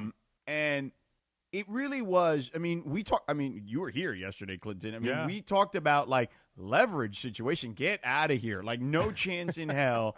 And then in our group text, like, we were like, oh, boy, here we go. And I literally just wrote leverage, ! And man, honestly, I'm glad it worked out the way it did, because if that is the last pitch he'll ever throw or the last outing he'll ever have in a Dodgers uniform, man, that's a hell of a way to go. Because if we're being honest, you don't talk about the transfer of the ball with Will Smith. That was ball 4 they swung out 100%. He's swinging out a ball outside. And of the zone. that would have been the go-ahead run there. Yeah. Bailed him out because he didn't want to look stupid looking at a ball. But I think the Kershaw thing was weird because, Greg, I don't know if you saw this. He got up in the pen. Yeah, he was out there for like 3 He was going for a while in there. He got a good lather. Threw a couple pitches, was looking good. People are sort of buzzing. The Kershaw buzz is happening in the park. Sits down and Sheehan comes in. I thought that was as impressive as anything. I mean, a guy like that to get up and get down, up and downs are not easy. Right. Period. And then to come in a situation where, you guys realize this is the first time in Clayton Kershaw's career he actually pitched in extra innings. I didn't know that. Oh, yeah. I mean, why would he? Well, I'm just saying that, it's a situation where you're in extra innings, the bases are loaded, there's 2 outs, and when he threw that pitch and it was grounded weakly to Tommy Edman, you could hear the fans, they said, okay, routine, ground ball, no problem. But Edman has to rush the ball, and then he doesn't have the second to transfer the ball to his throwing hand. He has to scoop the ball. Another brilliant play by Edman that saved Kershaw, but Kershaw had his moment. We were talking yesterday, will they put him in for pity? Right. Will he eat innings because they're down? Some people thought they did. Last night? Yeah, I mean, not pity, Are you crazy? No, there's no pity in that. The hang him out to dry situation. A lot of people thought that was a punt on a certain level because you're just assuming if Kershaw's going to come out in this situation again. It almost happened. It was a very interesting conversation when he came in the game because I don't know that I believed that was fair to him. A lot of people were like, this seems a little bit unfair to Kersh to put him in this high leverage of a spot. Oh, my God. I couldn't disagree more. To me, I'm like, you're putting in a guy that has been here through all of it, the highs and the lows. This is a guy now that you absolutely need, and you're saying to one of your leaders, hey, listen, we're not putting you in because we're down by 10 or up by 10. We're putting you in because, man, we need your best. Right. Okay, but so they walked. By the way, first time in his career, regular season or postseason, that Clayton Kershaw has ever pitched in an extra inning. Right. The reason why a lot of people were mad, and I'm not saying I was, but it was because they walked the 9-batter to get to the situation they were in, and then by the time they got to the 14th, they didn't have anybody that could go along outside of Klein. If the Klein miracle doesn't happen, there were a lot of people of the belief in the box that that's what the situation you probably should have saved Kershaw for. I don't know that I agree with that, but that was a large part of the discussion happening. Let me ask you this, because I said this to George earlier. He said he hopes I'm wrong, but logically he thinks I'm right.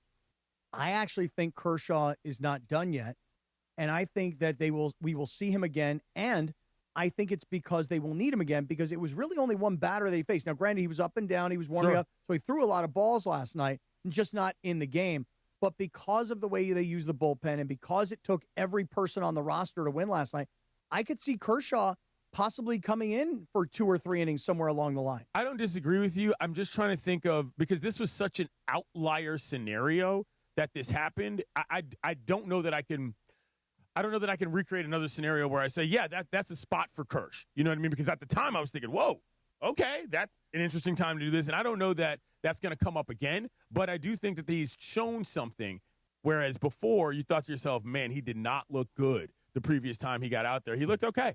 He got it out when he needed it. So, yeah, the effectiveness, I think, is as much as the situational for him getting another In that appearance. situation, though, who else? In the bullpen, there was Kershaw, Henriquez, and Will Klein. By the way, how about Edgardo Henriquez? Yeah, he was phenomenal. That guy was blowing people away. 103.5 the heat out there. But in that moment, when you have bases loaded, 2 outs, and you only have those 3 guys in the pen, who else would you rather have? Of those 3, saying you're worried about who that's going to be, there was nobody else. You're not going to Edgardo Henriquez right there. You're not going Will Klein there. I might go Henriquez there, yeah. No, I might. no, absolutely not. Again, it's a risky play. A guy swings at ball 4. You know what I mean? It could have easily gone the other way. And it was a slider that was just off the plate. There's no way he's you're not laying arguing off with me. I'm just talking about what a lot of people said there was like, oh, this is about as high leverage as it gets, and considering, as Cappy stated, he's literally never been in that position before, it was a pretty high-risk, high-reward move for Doc, for sure.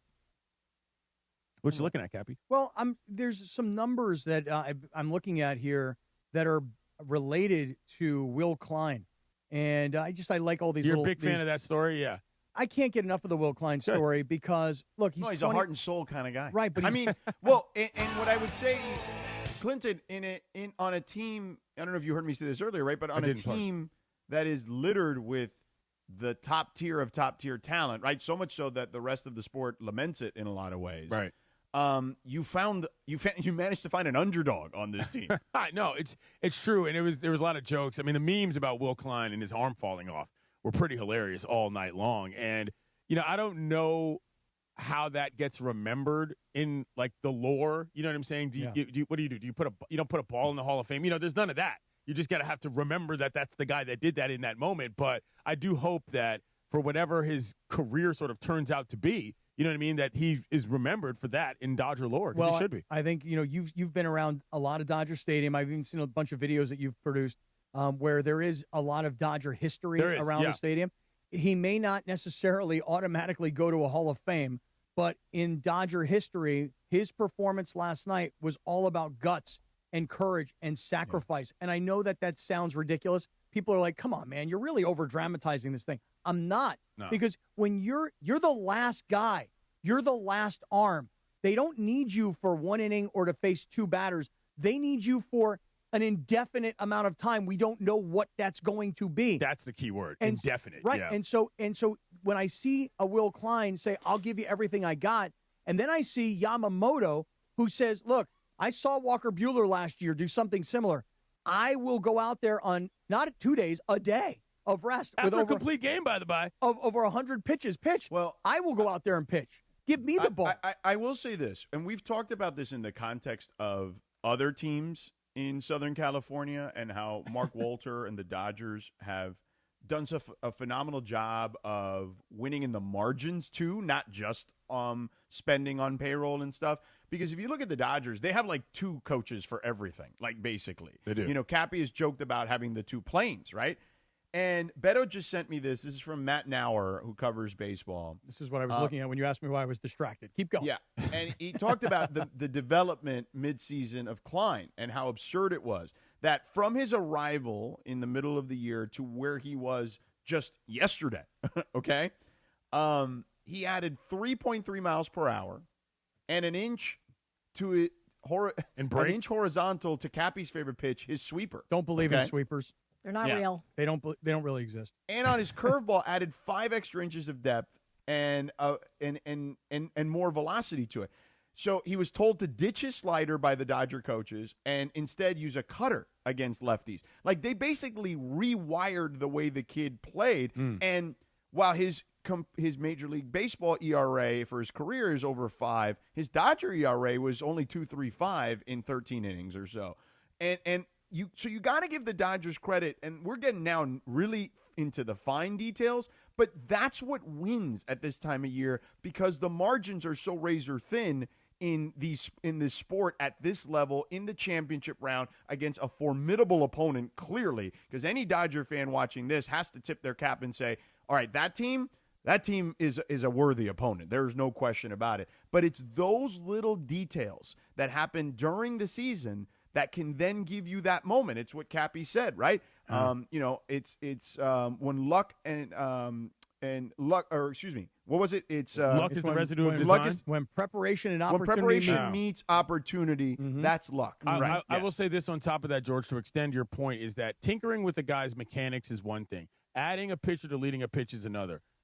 Giving a kid or a man the confidence to be able to do it in a spot and believe in themselves is another half of that battle that I think the Dodgers do well, for sure. And, one thing I don't think we've really discussed today, even though we have in a different way, remember, coming into the postseason, the biggest knock on the Dodgers was the bullpen. Yeah. It was considered the weakness to the point where we're like, Blake Snell, 8 innings. Yamamoto, back-to-back complete games. Glasnow, got to get more from you. I actually thought the keeping Glasnow in the game last night when he had already given up the home run and given up the lead, I thought that was the right move. Okay. Because Dave, again, he thinks about the long term. He doesn't just think about right now. That's why he outmanaged last night, is because on the other side, they were thinking, well, this isn't going to go 18 innings, 10, 11. Right, they kept playing for the moment. Right. Which, by the way, look, you can't blame them either. Like, you know what I mean? There's two ways to go here, right? To your point. And they were going for the kill shot every time, and then they ran out of guys, basically. Right. Is what ended up and happening. Dave's done it before, literally. You know what I mean? And so right. Well, to your point, he's literally been in this situation one time. So it wasn't before. super surprising to see it happen. It was just, it broke every single way it needed to break for the risks that Dave was taking to win that ball game. Right, but here's my point about the bullpen.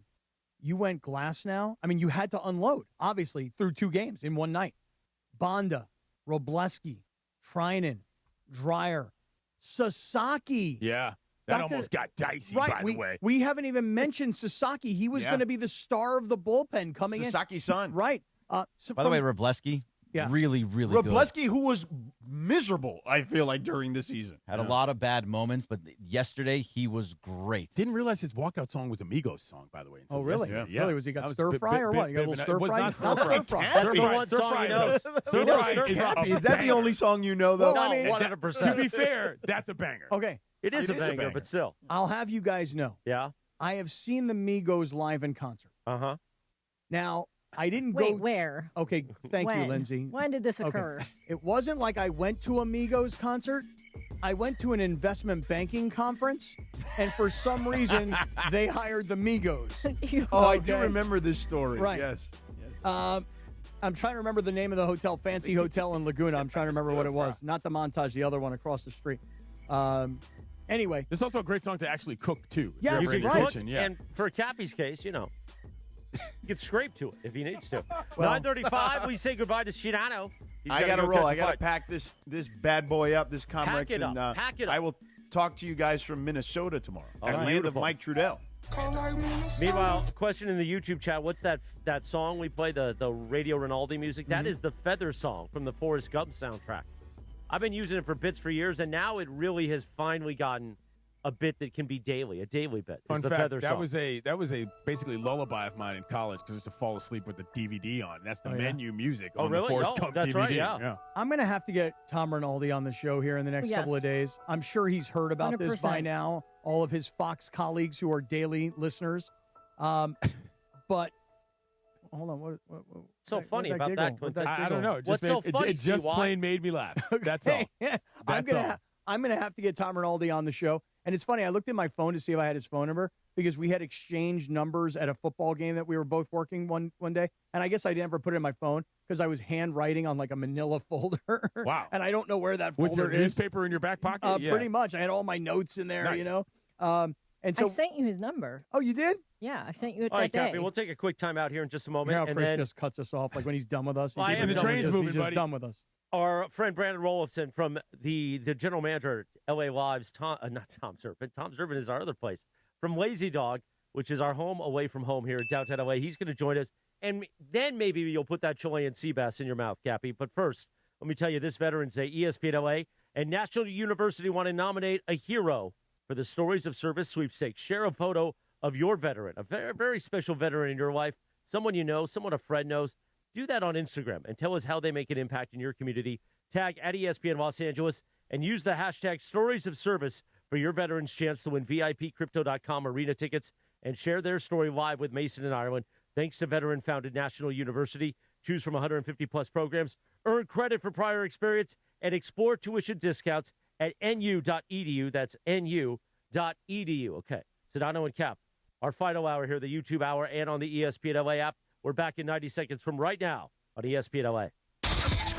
It's here, the 2025 MLS Cup playoffs. Son Heung-min, Denis Bouanga, and the Black and Gold are ready to light up BMO Stadium. To Denis, top of the area. Son back to Denis, shot it in! Oh, what a goal! Tomorrow, it's round 1, game 1. LAFC battle Austin FC.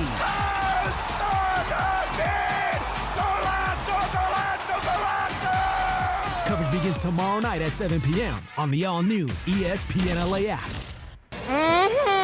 Hey guys, Cappy here. When disaster strikes, you expect your insurance company to be there for you, but often they look for ways to underpay your claim. If you're feeling abandoned, pushed to use low-rated contractors, or ignored after years of loyalty, we protect homeowners from the games and fine print that insurance companies are known for. Contact Avner Gatt, one of California's largest public adjusting firms. Visit avnergatt.com or call 818-917-5256. With a team that has the industry's know-how, including experience from the insurance side, Avner Gatt is ready to fight for you. With over 20 years of experience, they offer a free initial consultation and have the largest network of experts to evaluate your damages. Remember, size, experience, and expertise matter. Don't let your insurance company leave you in the dark. Call Avner Gatt, 818-917-5256, or visit avnergatt.com today. Avner Gatt, your claim, our game. Mornings on ESPN LA will never be the same. Yada, yada, yada, blah, blah, blah, me, me, me, me, me. So wait, so you're hitting me with a yada, yada. What was blah, this? blah, blah, blah, and a blah. Sedano and Kap have taken over Morning Drive. Wow, that's a lot right there. Yeah. Back to the guys. Cooking up with a Uzi. 9:39, Sedano and Kap Morning Show. On a Live Imaging Tuesday presented by Providence. On this show, Live Imaging Tuesday is every day, Cappy. On this day in 2016, your guys, the Migos, not the, but Migos, released the single Bad and Bougie, Cappy. You know this one? Oh, come on now. Of course, man. Okay, hold on. I was with all those investment bankers getting down. Okay, so do you know the name of the person on this song who's not in Migos? Yeah. The person who's not. Because Migos had one of the Migos died. Yes, but that's not the reason why he's not on the song. Who is this? This is Quavo. Quavo. Is it Uzi? It's Lil Uzi Vert who's on this song. Lil Uzi. Lil Uzi But is he on said this. Boozy, which is a different I know, person. but I was giving you. Listen, the strike zone was wide. I was talking about Big Uzi. You were talking about Lil Uzi. Lil Uzi Vert. See, Yeah, a different guy. Lil Tanucci. Totally different guy. Yeah. All right. Briones was giving me the name in my ear. Ah, Chivato, dog. Hey, why Chivato? Not Chivato. Honest. No Chivato. That'll make you look good. You're a Honest. superstar You around tried, here. man. You tried to help me look played. good. You tried. Hey, guys. So this morning, Brandon Rolifson is in studio. He is the general manager of the Lazy Dog downstairs. This is a young kid right here. fresh-faced guy. Yeah, very fresh-faced. Very much so. You know, I think, with that fresh face of yours, can you grow a beard? Can you grow a beard, Brandon? Can you? I can probably try, but Okay, I 'cause don't I know if can't. I've ever gotten one. I can't either, so it's I okay. can't. But I'll tell you this right now. If I could, today, I'd try and grow one of those long, orange Abe Lincoln beards like my man Will Klein had last night. Is that really that's your look? That would be my look. You think that would do well for you in the streets? I think so. Okay. I mean, now were you working last night down at the Lazy Dog? I didn't. I was off, so I stayed up all night, watched the game. You did. But we're busy during it. It's sound on, bunch of TVs, everybody's able to watch. Can I say something? Bravo to you. Sound on for establishments when a sporting game is on. You'd be stunned how many places are not willing to go game sound on when something actually happens. That is a deal maker in a lot of situations for me. Yeah, you're in the middle of LA. You want that vibe. You want to watch the lake. You want to watch the Dodgers play. Like it's a good time to come over. It was a good night last night. I mean, you have the Monday Night Football game on. You got the Laker game on, and the Dodger game. Did you guys? I don't even know. Are you guys open at midnight last night? Yes, we were. Okay, yep. So you were open till the very end. Yep. Right. So that's a good job, Brandon. Full 18 innings. Yeah, you got to do that right there. I mean, if it's going, it's going. Right. Are you? Would you consider yourself a major sports fan? I enjoy all sports. Yeah. Okay. All right. So now, Brandon, here's the thing. Cappy he's wanted to wait for you to be in there to eat the Chilean sea bass because we do on YouTube. We'll do a nostril cam on him where it's the cam right up his so our fans can see his nostrils while he's eating the Chilean sea bass. But why don't you describe the sea bass he's about to eat? Yeah, so we have a Chilean sea bass. This one comes with our cauliflower mashed potatoes. Excuse me, quick pause on that. The cauliflower mashed potatoes. Incredible. They are amazing. And I always have lunch with a buddy of mine who works across here at ESPN. His name's Marcus. He and I get the same exact lunch every time. We get the lemon chicken with the 2 chicken breasts with the cauliflower mash. He replaces the cauliflower mash with regular mash. And I tell him, Marcus, big mistake. You should go with the cauliflower mash. It's amazing. Yeah, the cauliflower mash is a game changer. Definitely adds to the plate. Nice and light, especially with the sea bass. You have the roasted veggies. You have a basil oil that we make in-house. You know, everything's scratch kitchen. So everything in Lazy Dog's scratch kitchen, we make it all fresh in the back, kind of made with love. So before we dig into this Chilean sea bass, I wanted, on your point you made about a scratch kitchen, I know I was telling you this story earlier. When I got out of the hospital after heart failure, I had to really watch the sodium intake and the fluid intake every day as my heart recovered. And it became overwhelming because obviously once I came back to work, I didn't have my kitchen at home. When you're cooking at home, you can control everything. And my girlfriend Stephanie, who works with us, goes, let's go to Lazy Dog. Because one day we got out of here really late. And I was just defeated. I was worn out from I can't eat anything. This is all getting to me. Morale was tough. Yeah, morale was tough. She said, let's go to Lazy Dog. I said, what can I eat at Lazy Dog? That's not for me. She's like, no, it's a scratch kitchen. They'll make you something without sodium. And I was like, okay, let's go down. And I found something on the menu. And then that became the cardiac salad was our joke. The cardiac cob, because you guys would make a cob without the blue cheese, without the bacon, no dressing, extra avocado, oil, and vinegar. And Cappy knows he was with me many of those days and nights. I ate that for every day for 3 months straight here as I recovered. And now I can eat. Now I can have the bacon and the blue cheese and the regular dressing. And once in a while, Cappy talks me into the butter cake for dessert. Wow. I'm stunned you didn't angle to get it named after you on the menu at that point. Brandon, what do we think? The Morales cardiac cob? I love it. Cardiac cob's pretty good. We'll take credit for the recovery, too. Yeah. Right. The feel-good food. And you want to know something about Lazy Dog that people may not realize? I didn't, because the menu is so diverse. There's so much on there, and there's so much good stuff to eat. And so one night we come in. It was after a Rams game. Chris and I, we come in. And I'm like, you know what? It's Sunday night. I want a burger. And I ordered the burger, which is phenomenal. Epic. The All-American burger. Right. The All-American burger is the burger that I like. It's an amazing burger. So in other words, you got steaks and you got fish and you got these great Mediterranean plates. And literally everything is cooked from scratch in the kitchen there. But the burger is like world class. Yeah. And a lot of times you go to places and everybody's got a burger on the menu. But if you don't treat the burger like, whoever comes in here, I want them to think this is the best burger they've ever had, then you're not really putting in much effort. You guys have a great burger, that All-American burger. Somebody in the YouTube chat says, sounds like BS from Morales. No, it's not BS. Not BS at all. Because they're the mongrels in the YouTube chat. There's company. I'm not going to act out in front of company, but I will say this. You told us about your sort of origin story in the business. You know what I mean? And I'd love to hear more about that because it sounds like this is something that, even as a young guy, you've wanted to do and, are obviously excelling at for some time. Yeah, no, I always joke around. This was my first job, and once I signed that paperwork, then it was I was stuck there for life, and it's been amazing. I've been with Lazy Dog for 13 years now. I'm the general manager here at the LA Live location. I was explaining to you guys, like, if you meet the owner, you meet the leadership team, like, they truly care, and it's kind of that upside down pyramid where we're here to work for you. And I think it kind of relays all the way to our guests, where, we're here to serve our guests here at the restaurant, and, not for you guys to come enjoy food, but for us to be able to help get you something that you're going to enjoy, whether it's that all-American burger, that Cobb salad. For those who don't know, a lot of service locations in LA, a little too cool for school. Yes. You know what I'm saying? You get in there, and the servers and the bartenders act like they're the show, and you need to watch them, and that anything you get from them is somewhat of a privilege. Not the case at Lazy Dog, which is what I like about the joint, is that people act like real people, which, again, is half the battle in a city like this. One of the other guys who's another one of the managers, you're the GM, but this guy, his name is Fanara, and he's one of the managers down there, and I love this guy. I've never really asked him.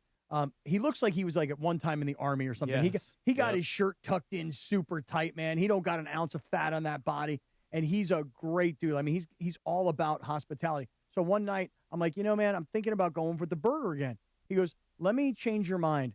I'm going to introduce you to the bison burger. I never had a bison burger. Is that right? Yeah. Have you ever had a bison burger? I have had a bison burger. Do you like bison as a meat? It's pretty good. It's pretty solid meat. Really, it's not as gamey as people think it's going to be. I like it. Yeah, I don't really go off the board very often, Bison burger, bomb. Yep. Yeah, that one has bacon jam in it. You add bacon to anything, it's delicious. Bacon jam. Yeah. Is that on the list for you, Morales? I feel like bacon jam is something that you want to graduate to. Yeah, I can do bacon jam. Okay. Why not? All right. Excellent. Well, I'll tell you what, man, the food's amazing. Now, these steaks that you brought in and this Chilean sea bass, is any of this like new stuff to the menu, or is that why you brought it in? Yeah, so we brought on a new menu recently, and I'm super excited about it. So we have our steak kebabs, comes with our kind of Mediterranean style. We have yellow rice with our hummus. Your hummus is also, I know it's all made down there, but it's a great hummus. Yeah. I'm usually not a big fan, but I'll eat ours. Nice. Comes with our tomato cucumber relish. That one's one of our favorite dishes. It's really affordable too. If you're going to get a steak plate, that one's under $20 here at our restaurant. That's beautiful. So super affordable. We now have our Chuck Wagon flat iron. Comes with a Chuck Wagon coffee rub. So really good, kind of a little bit earthy tones to that taste. Our New York steak with our house sea salt, our au gratin potatoes, and then the Chilean sea bass. So we brought all these in recently, and I'm a big fan of the new menu. Nice, man. Cappy, have you seen the Dick Tracy movie with Warren Beatty? What's the old movie? Dick Tracy, the movie. Dick Tracy. You know the movie, right? Yeah. Well, the kid that they sort of like take in as part of the thing, and there's like that one montage scene where all he says is, "When do we eat?" Yeah. That's what's on my mind. When do we eat? Well, what do you want? You want a New York strip? When do we eat? You want a Chuck Wagon flat iron? I'll try the strip. Yeah, you want to try the strip? Yeah. Do I need to like? Let me go over there. All right, hold on a second. Somebody give Clinton. Okay, he's got a fork. He also has a big. He came prepared already. The au gratin potatoes looks amazing in the what do you call the? I don't know. Cast iron skillet. Cast iron skillet. There you go. Now Clinton's going into this thing. We're going to take a look at Clinton. He's going in on the New York strip. He's got a plastic fork, right? And he does have he's got the good knife. Oh, it's medium rare. I would even argue maybe just rare. I don't know. Nothing wrong with that. No? Get in there. Look at him in his denim jacket. Clinton, It's nice. looking sharp. Clinton's got on a pair of shorts that say "Fear of God Baseball" on God for real. Oh. Okay, MLB sent them to him. Now, Cappy, I was wondering. Cappy, when we get done tonight at Spring Street Bar for our appearance with Jim Beam, you know where we're going for dinner tonight. Oh, no doubt. So the thing is, the game starts what time tonight? 5 o'clock. 5 o'clock. And so we're going to go down there to. We'll be there till about 8 o'clock for this appearance, maybe 7:30. Okay. Then we're coming back to the Dog. That's okay. Brandon. That's all we call it. Everybody here, we just go, we're going to the Dog. Do you have any idea where the name Lazy Dog came from? So Chris Sims, our owner, he really wanted something where, kind of you're off that ski slope. Lazy Dog's based off of Jackson Hole, Wyoming. Mm-hmm. So kind of that ski slope. He looks down, while he's sitting by the fire and sees his dog and, just relaxing, sitting by the fire, enjoying a good day, enjoying good company. And he goes, that's exactly what I want my guests to be able to see. Did you tell me this, or did somebody else tell me this downstairs, that you just mentioned Jackson Hole, Wyoming, right? Mm-hmm. That everything is like sort of cultivated there. Like even the menus are like a leather. Yeah. And that comes from the farm up in Jackson Hole. Did I get that right? Not Jackson Hole, but it is a family owned. Okay. So we work with family owned, and we have farms like a Durham Ranch. That's where our the bison that you had at the burger. Yeah. Durham Ranch up in Wyoming. So yeah, it's very family, small town kind of hospitality feel, just like you would in Jackson Hole. So let me describe that experience. One of the things as somebody that gets a lot of rare steak is that when you're cooked, when it's cooked, sometimes, when you're cutting it, you have issues. Yeah, right. Because it's like, people aren't used to the consistency or whatever. For me, standing up on a camera, using a plastic fork and a knife, no issues at all. That went well. That was delicious. Thank you very much. I appreciate that. How many Lazy Dogs are there now? So we just opened up our 52nd location. 50. How many states? We're in a couple. So we go all the way to Florida. So we're in California, Texas, Nevada, Georgia, Illinois, Virginia, Florida. So we're in a good amount already. I'm just putting you to the test right now. Yeah. Because if you are a lifer, if you've been working there since you're 17 and you've worked your way up, you've probably done everything. You've probably done hostessing. You've probably done dishwashing. You've probably been a server, a bartender, and you've worked your way up into management. I guess he's just hosting because he's a guy. So. He can't host? Hosting, yes. The hostess What did I say? would be a woman. Did I say hostessing? Yes, you did. That's okay, Cappy. It's fine. That's all right. messing I with mean, no, you. you were a We'll hostess forgive you. at one point.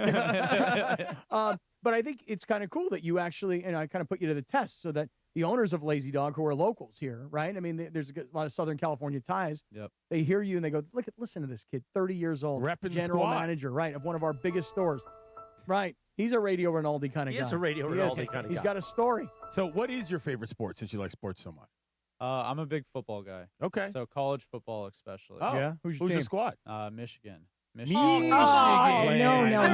anybody. Yeah. That's some weak Brandon. sauce. the Yeah, lead. That is I some wasn't weak going to bring it sauce. up, but you guys had to ask. Brandon, you're a scumbag Wolverine That fan? is some weak sauce, dude. Michigan. I love it. OH. Now, It does was, that make you a Charger fan now because you're a Harbaugh I like fan? to see him succeed. I like to see Why? him You know succeed. the cheats. Come on. Yeah. If you're not cheating, you're not trying. Hey, though, right? you tell him. Have you ever been to the big house? No, I haven't. I've actually seen them play a couple times. Okay. I saw them in the Rose Bowl game against Bama. Nice. Last year. I've seen them a couple times, but I've never been up to the big Cap, house. you been to the big house? I've never been to the big house. Never wow. been. Never Okay. been. Yeah, I got Did to go you- once. Did you go to the USC Yes. game? Okay. Yep. By the way, Yeah, Lazy unfortunately. Dog does a great job at the USC pregame tailgates, Yep. providing incredible food. Yes. Yeah. Amazing. Awesome. I don't know what that chicken dish was a couple weeks ago Oh, for it was that Michigan amazing. game. It was incredible. Do you know Well, what Brandon- that was? I think we had our Mediterranean chicken. Yeah, it was a That Mediterranean bomb. dish. It was amazing. Freaking bomb. Brandon Rolison, the general manager downstairs at Lazy Dog at LA Live. Thank you for taking care of us all the time. Thank you for amazing food, amazing service. By the way, Ricky, your server, Ricky, she's incredible. She loves Cappy and I. Oh, She yeah. loves ESPN We love LA. her. Yeah, Yeah, she's awesome. appreciate it, guys. Thank We'll you. We'll see you tonight down there. Trust us. You working tonight? Yep, I'll be here. We'll listen, see you. you're young. You need to work 24/7. Keeps me out of trouble, right? I bet Excellent so. point. All right, Brandon. Have a great day, Way to brother. go, Brandon. Thank you, Thank you, guys. Brandon. Hit the dealer's choice music, please, producer Jorge. It is time for the dealer's choice real deal. Brought to you by Seller's Advantage. Want to sell your house? Before you call an agent, call Seller's Advantage. They'll buy it as is with a competitive cash offer. No repairs needed. They make selling easy. Call 888-390-AS-IS for a no-obligation offer or visit sellersadvantage.com. DRE 01961658, Cappy. Yeah, hey, I know we've kind of gone off the board here now. I mean, we went Dodgers from 7 a.m. in the morning till about 9:45 a.m.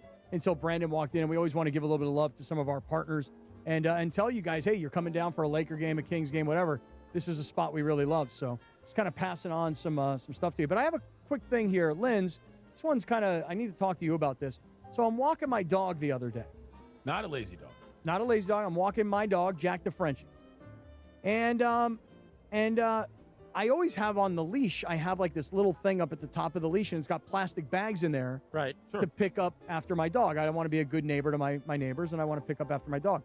Well, I'm walking the dog, and unbeknownst to me, at this time of the day, my dog decides it's time. It's time to go number 2. Okay, no problem. I'm prepared. Throwing the curveball in the middle doors. Yeah, I'm good. I got the little bag up at the top. I open up the thing to get the plastic bag to clean up after the There's dog. no bags. No bags. No bags. You didn't stock. Now this is I grabbed the wrong leash. Now this is 1 4-inch like Tootsie Roll, if you will. I'm just trying to. First we're picking toes. Now we're chalk talking. Okay, go ahead. All right, so a little Tootsie Roll, right? But I got no plastic bags. So on one hand, I'm thinking maybe I just kick it a little bit. You know what I mean? Like just kind of move it a little bit. But it's right in front of one of these neighbors' houses, and they've got this little plant right in front. So imagine like a piece of lettuce like just one, like the size of your hand, a piece of Hand lettuce. motions are taking me out. So I rip off this like piece of lettuce, and I pick up the Tootsie Roll, and it looks like a lettuce wrap. A Dookie lettuce wrap? A is what Dookie you lettuce had? wrap. Yeah. That's exactly what it was. A Dookie lettuce wrap. So now I'm walking in the neighborhood. Thank God you didn't tell this story when Brendan was here, by the way. I've got the dog in one hand, I got the Dookie lettuce wrap in the other hand, and I'm looking to what am I going to do with this thing? So then I see the neighbor, he's got his green garbage can right there. So I open it up and I drop it in. Not the green one. Yeah, the green one. Not the green one. That's the good one. That's not the good one? No, you got to green- put trash That's in not the- even recycled. The Yeah. green one is But like that's leaves yard But that's what waste. this was. It was a piece of lettuce that You're had fine. that Yeah, had they all get I mixed think you're together right. No, eventually. no. They all get mixed But together. if it's the yard waste one, I think you're all right since it wasn't plastic. And the neighbor saw me do it. He actually saw me do it. And was he mad? Yeah, he goes, "Hey man, what are you doing?" And I'm like, "Well, yeah." I go, well, I'm your neighbor around the corner." And he goes, "Yeah, but what'd you just drop in there?" I'm like, "Well, I think it's a reasonable line to draw at dog waste and putting in other people's trash cans. But it's a What if lettuce you think wrap. you're putting reefer in there? Wait, was it out on the curb? Yeah, no, it was. I mean, oh, if it was in you his, if breached it's the not perimeter? if it's not on the curb, then it's not okay. Whoa, whoa, whoa. So you walked up into his trash can? Well, he had like this like a little garbage garage, if you will. Where he had Okay, these so three that's different- not cool. So put it in the black one at least. No, the but green he one. walked- How you many walked steps into his did driveway? Yeah, how many steps did you take Not off very of many the steps. sidewalk? Like I didn't invade his privacy, or like I didn't go past the fence or anything. No, you just put a piece of crap in his trash can. You didn't invade but his privacy. I had it wrapped in lettuce. Yeah, that's like the golden rule is like you can't put trash or especially dog poop in someone else's trash unless it's out on the curb for garbage day. Okay, well here's what I said to the guy. Hey, I'm really sorry. I'm your neighbor. I live right around the corner. And should you ever need to do the same thing, feel free to use my garbage can. You feel like you didn't pull out the Desert Eagle. I You know. know what I'm saying? I was very worried about that. Especially in that neighborhood. That's what I'm saying. Let a couple off in the air. Get the hell off my lawn. What if he put two in your chest? What are you going to do good. then, homeboy? I mean, I was a little nervous about it because I was giving the look around like nobody's seeing me do this. Because you knew you were Right. guilty. Right. But I mean, it's a lettuce wrap dog duty.